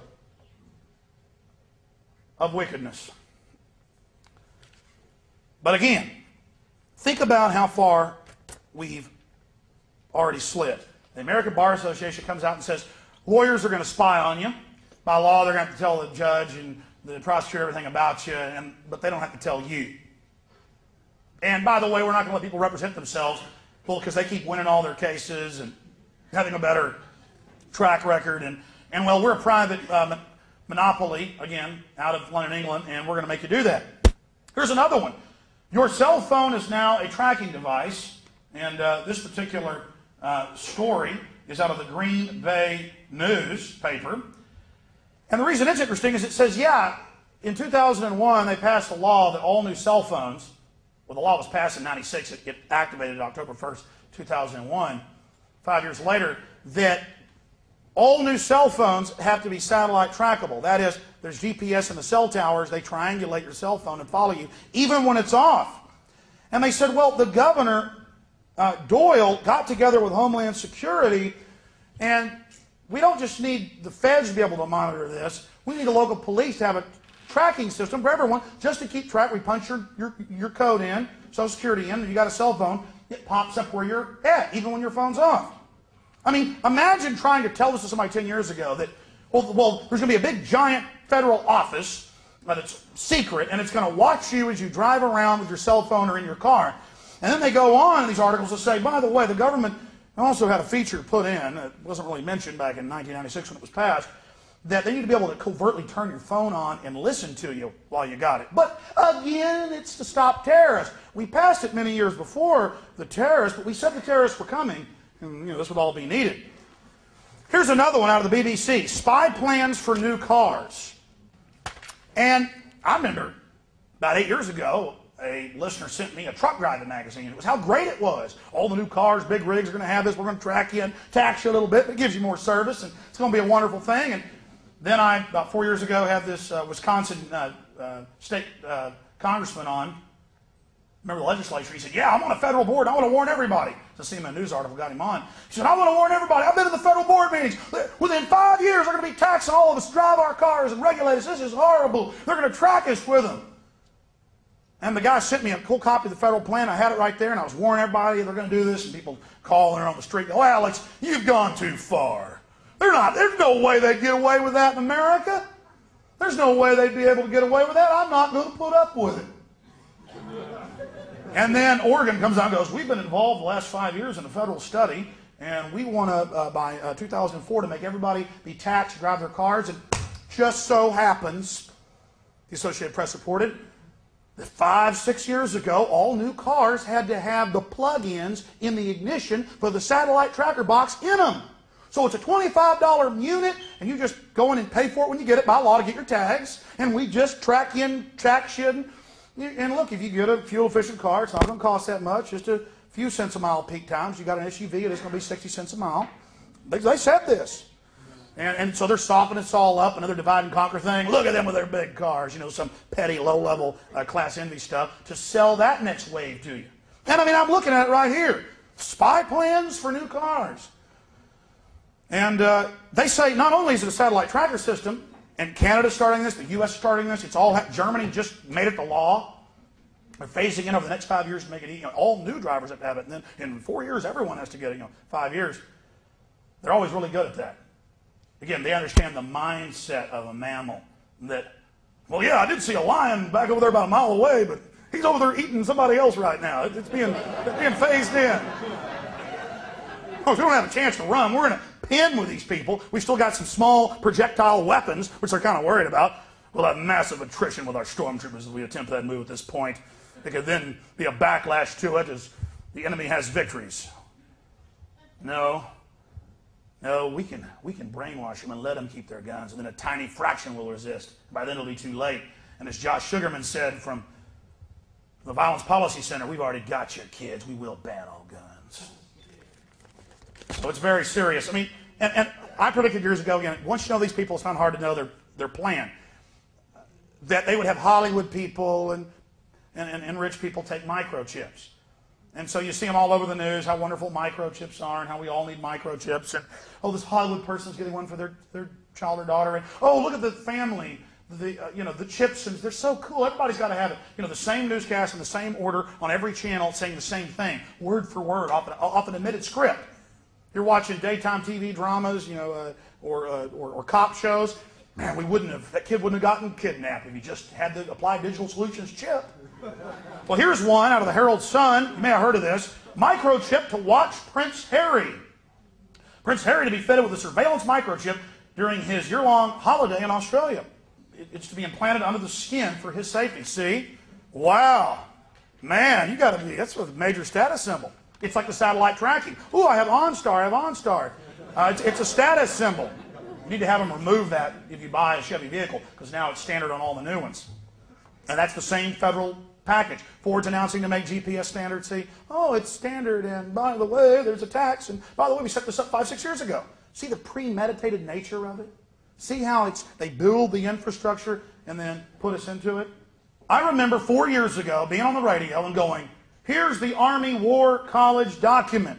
Here is the public plan. They're talking about hive minds, connecting us all in by law with microchips in our brains by 2025. The Army War College brags how they'll use the media and hype and peer pressure to get the people to accept what they would have never accepted without the brainwashing, the conditioning. And people go, man, you flipped out. I can't believe that. And I put a link on my website to the Army's website, .mil, and they go, I can't believe they're saying that. The Army's job is going to be implanting every citizen with their own chip. But they actually said that. And then everybody saw on the news the last 2 years after the terror attack, they suddenly played up child kidnappings that were actually way down, but they played them way up and said, what's the answer? And suddenly on every network at the same time, microchips, implantable microchips to track and trace you. I mean, this stuff sounds crazy, but you have all seen it on the news. You've all seen the unified propaganda, the systematic crafting, the same phrases, whole paragraphs on different networks, spoken exactly the same. And see, that goes into the nature of the staged events. They're calling it a Patriot Act debate nationwide. Ashcroft's hearing your concerns. They drive the guy in secretly to the hotel where he gives a speech. No one is allowed in. They frisk the media. Only allow certain members of the media to ask questions. This has all been admitted. I mean, it's like Bush up there for how great Made in America is, how much good American-made things we have, how good the economy is up in St. Louis earlier this year, with all the Made in America USA sprayed on the boxes, and they zoomed in. It's all made in China. None of it was made here, but it was just an illusion. Secret Service told them in Indianapolis, Indiana, a couple months ago, "All right, everybody, the president's about to be here. Take your ties off, or you can't be in here." Thousands of people. Some people said, "Well, I'm not taking my tie off." Secret Service threw them out. That's your free country. You go hear the president speak, and it's all let's have everybody from the weapons plants come. It's already a controlled mass there, and so the crowd from the weapons plant comes in to watch the president. They're already all for weapons sales and everything. So this is a good crowd. But then they're told, take your ties off, because they want to have the view that we're blue collar. We're not wearing ties. My point is, I could talk for hours about that. It's totally staged. It isn't liberal bias or conservative bias. See, they know that your minds are somewhat sophisticated. So they will create layers of, you peeled that layer back, you found out it was a liberal bias. You peeled that layer back, it was a neocon bias. You peeled that layer back, it was a big government bias. No, it's a, again, scientifically crafted warfare system. And even before they were coming out with all the microchips, telling us how good all the implanted microchips would be, they said, watch kooks that talk about implantable chips, and all these nuts that talk about urban warfare training and black helicopters. And all of a sudden, years before they launched all the helicopters on us and the raids and the training to get us ready to get rid of posse comitatus, the 1878 law that bans the military from engaging in law enforcement activities, they would say, crazy people talk about black helicopters. It's a code word for absolute evil.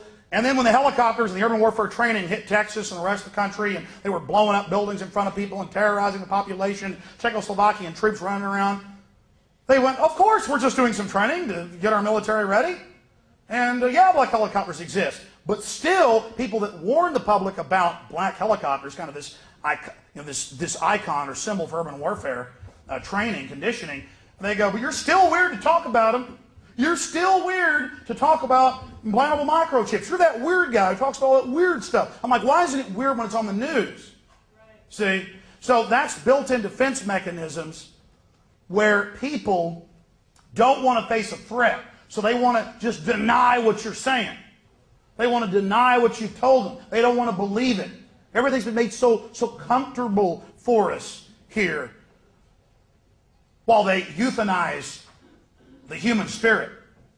Here's one out of Television Week. We posted this on Infowars.com. Television Week. Big magazine, industry magazine. It says, is your television watching you? Television Week. Could the federal government find out what you're watching on TV, even if you're not the subject of a criminal investigation? The answer is yes, according to legal experts and industry officials. Under the USA Patriot Act, this stuff, they built this infrastructure. They had it all lined up. Go day, building it, to launch the primer that was September 11th, to roll us into the next phase. I mean, this is diabolical. They're on a plan, and we have derailed it. Make no mistake, we would have already seen more huge catastrophic attacks, not the little pinpricks, just to remind us of the terror. If you wouldn't have been out there involved, speaking out, writing books, putting up websites, doing radio interviews, calling into talk shows, telling people at church what's going on, making copies of videotapes. If you wouldn't have been doing that, believe me, they'd already be blowing stuff up. They'd be launching more anthrax attacks. They were the big CFR guy who kind of runs the terror operation for the government, makes little terror announcements, the Hart-Rudman Commission. Gary Hart, he got up on TV middle of last year, he said there will be smallpox attacks in Denver, Dallas, and Cleveland, and you better give all your rights up. I mean, he said it. He said, you just get ready for it. We're going to lock all the cities down. They had the head of FEMA, Mike Van Winkle, up in New Jersey, say in the newspaper, in the Gannett News Service, that, hey, under a red alert, you can't leave your house. You'll be considered an enemy combatant if you leave your home. The Army, they had one of their colonels in the Detroit Free Press. He said, we'll shoot grandmothers if they try to run quarantine. And you look at what Bush is doing, he's building 3 dozen giant, what he calls BioShield Level 4 bioweapons plants. Baltimore Sun said they're going to produce thousands of gallons of liquid death, of weaponized smallpox, weaponized Ebola. And they're just doing it right in front. The terrorists are about to strike us. The terrorists are about to strike us. And they're building all these giant plants to just, and in big cities and small towns. 3 dozen of them. I mean, they're 100 times more dangerous than a nuclear weapons production plant or nuclear reactor. And have you heard about this on the news? Very little. So you're television watching you. And then I've got the new Victory Act. What this is a duplication of Patriot Act 1 and 2. Because parts of Patriot Act 1 have been repealed in the House. It's now in the Senate. And so they're trying to duplicate it. Again, they shoot a torpedo at the country. We might, it might hit the ship in a spot where the bulkhead's reinforced and only floods a few compartments. Well, they're not going to stop. Torpedo 2, Torpedo 3, Torpedo 4, Torpedo 5. That's what they're doing right now. I'm writing analysis of the Victory Act. It says in here, the Victory Act says that possession of any controlled substance or prohibited substance. That means a little old lady puts her medication in the wrong plastic container when she goes to church.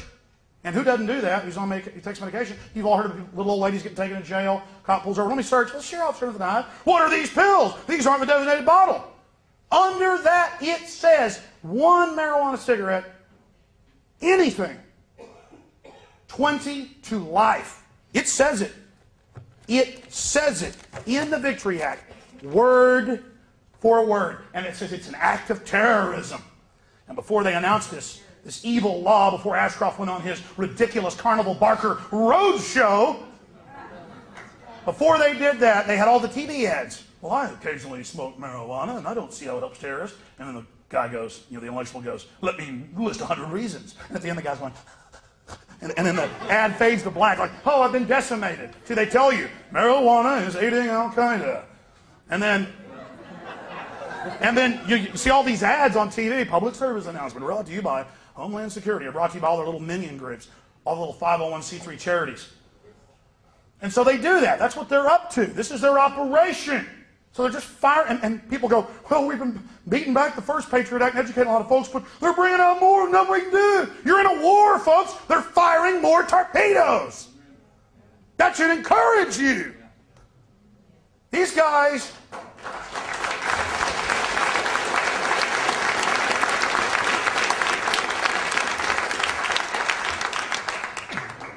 arming enemies, arming terrorists. There are as many examples of this as there are fish in a good-sized lake. I mean, it's amazing. Here's one, Time Magazine, and they just admit this now. Nukes to North Korea from Nashville. And it says, yeah, these conservative groups that own these big weapons companies, they've been selling all the nuke stuff to Kim Jong-il in North Korea. Now we're going to have World War III to fix it. Well, that's all right. But we had to go in there and get Saddam, man. He had some aluminum tubing. My gosh, that guy, he was in bombed out bunkers. He was a real threat. Of course, he also had about $4 trillion in oil, and a bunch of weapons sales, and got the troops in that region, invade Syria, Iran, everybody else. So there's that. And then there's idealistic Philippine rebellion leaders claim moral victory. This was all over the BBC and the French news. And 300 commandos led by a colonel took over a building, released documents, and said the government, with the U.S., has been doing all the bombings, shooting all the people. It's our own government shooting us. There are no terrorists here. The Muslims are doing nothing. These so-called terror groups are the Philippine government, quote, that wants to continue martial law. It's been in effect there for decades.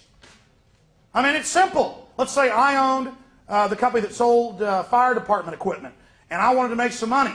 I'd go out and set fire to something out here in Bastrop, and then I told you should have bought my firefighting equipment. I mean, it's not hard to figure this out. Here's another one. U.S.-Pakistan made deal over capture of bin Laden. That's out of the mainstream India. And Musharraf's over there, the head of India, the head of Pakistan, next door to India, we're all threatening to nuke each other, and they're saying, well, yeah, we could have got bin Laden, but we just didn't. That would have caused some problems. And they flew 8,000, it's not 6,000 now, 8,000 Taliban and Al-Qaeda out to safety in the middle of the phony war. All opposition fell apart. They flew them out to safety, admit the U.S. government did it, and Fox News said, well, it's true, but it was an accident. You're going to talk bad about our C-130 pilots? They didn't mean it. And there's the Pentagon there, admittedly, with large groups of euros and dollars and gold. Some news articles paying them. Good job, men, good job. You know, they go in, act cool, shoot some stuff up. They were put in by the globalists. Then they have this big phony war. They collapse and fall back, and the globalists take over that country in a month that the Russians couldn't do in 8-9 years. It's all staged, folks. And they've got more wars. They say a 100-year war.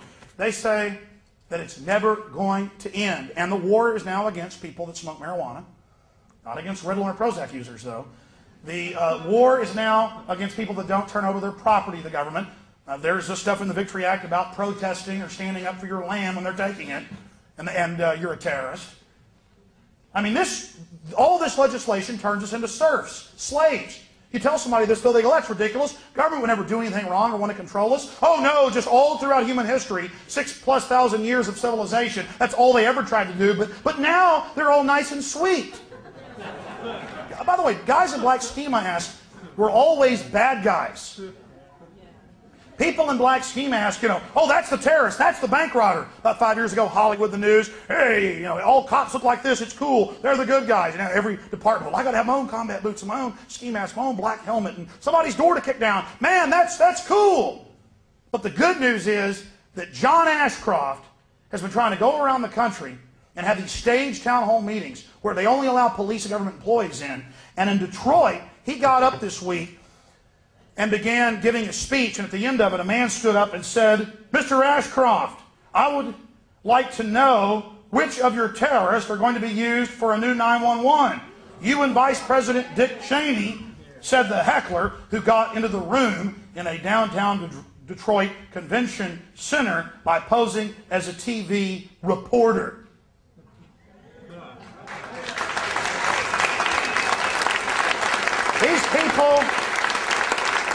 These people shouldn't be able to go anywhere in public where they're out peddling their lives without being confronted by you, we the people. And I've covered these protests. I've had guests on in the middle of them in Detroit, in Salt Lake City, in Boise. And you'll have 500 people, 1,000 people, 200 people, black people, white people, Hispanics, old, young, conservatives, liberals, and they're all there, they're waking up. And if you just tell the truth about tyranny and explain how things really work and how corrupt and dangerous this out-of-control, privatized government is, how they created big government, got us all addicted, privatized it, and are handing it over to the corporations with new governmental power, man, the little socialists I know are going out and buying guns.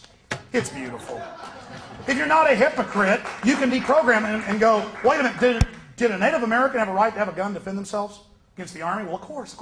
Well, you like Che Guevara so much, I don't agree with him. He was an establishment guy, but, you know, I see you wearing a t-shirt with him with an AK-47. Why is that okay? See, you've just got an opinion that isn't backed up with any fact.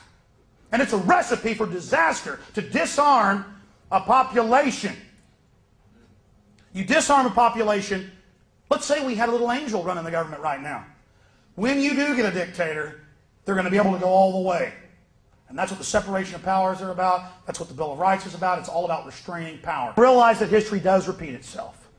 And emperors and kings and despots and strong men and king rats have always used crises, the threat of the unknown, of the enemy, of the criminal, the low-level criminal, to convince the mass to relinquish control of their lives and to serve and become willing slaves of the system.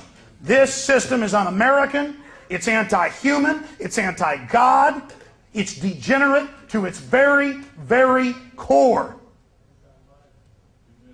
And you are part of history in your fight against it. You are special. You do matter. You are leaders. So get in the bleeding heart liberal idiots' faces, the mindless neocons. Get in these people's faces and wake them up that we are under a massive sustained terrorist attack by the New World Order military-industrial complex, and that they're attempting to expand that control. Again, thank you so much for coming, and God bless you all.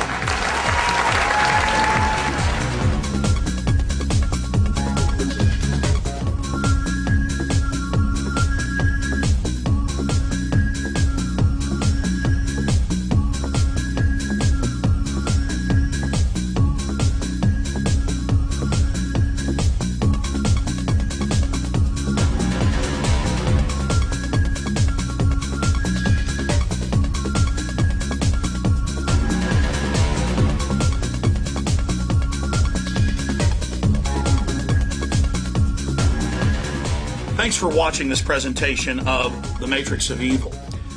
All these different diverse minds coming to you with the same conclusion. World government, tyranny. It's up to you to become a leader. If you want to reach people, you first have to be informed. And one of the key areas of the New World Order agenda is government-sponsored terror, where the government carries out terror attacks and then blames it on their political enemies. And this is going on from Germany to Japan to the United States to Israel. And in my book, 9/11, Descent into Tyranny, I detail the history of government-sponsored terror. We focus on Oklahoma City and September 11 and show how they're using that as an excuse to expand their police state. I've also published another book by Paul Watson, Order Out of Chaos, Elite-Sponsored Terror and the New World Order. This book, in over 300 pages, lays out the facts of government-sponsored terror. It proves that the New World Order carried out September 11 and most other major terrorist attacks, and then again use those events to scare the population into accepting tyranny. One of the best videos I've produced, of the 10 I've made over the last 6 years, is Police State 3 Total Enslavement. You want to wake people up? This is one of the key tools that we offer. It covers what the New World Order is, the history of it, the PNAC prior knowledge of September 11th, the attack on liberties through Patriot Act 1 and 2, Homeland Security, Ashcroft's lies, government-run white slavery rings that are admitted in the mainstream media as one of their largest industries after drug trafficking. We get into gun control, forced inoculations, foreign troops, concentration camps, the cashless society control grid. Police State 3 Total Enslavement, folks, is an incredible film if you want to truly be informed about our world today and be educated so you can inform others and be a leader in your community. And then, of course, I produced 9/11, The Road to Tyranny, covering September 11th and government-sponsored terror, along the same lines of the book, 9/11, Descent into Tyranny. Part 2 of my 9/11 film and book is The Masters of Terror Exposed. And this film just continues with hundreds of smoking guns and red flags proving that the military-industrial complex carried out September 11th. So again, please visit Infowars.com or PrisonPlanet.com and our secure online shopping cart and buy these books and videos and share them with your friends and family. Or you can simply call toll-free 1-888-253-3139 or write to us at the address that we're going to put on the screen. Number one, these videos and books are powerful tools to wake people up. 90% of those that see these documentaries are beginning to awaken. Because the New World Order agenda is so far along now, they're very perceptive to the truth. They already instinctively know that something's wrong. And secondarily, purchasing these films and books also supports our ministry and what we're doing to unlock minds, to free minds out there, to shatter the controlled paradigms and attempt to resist this dehumanizing force that is neo-serfdom. Again, thank you for joining us. Thank you for your support. God bless you.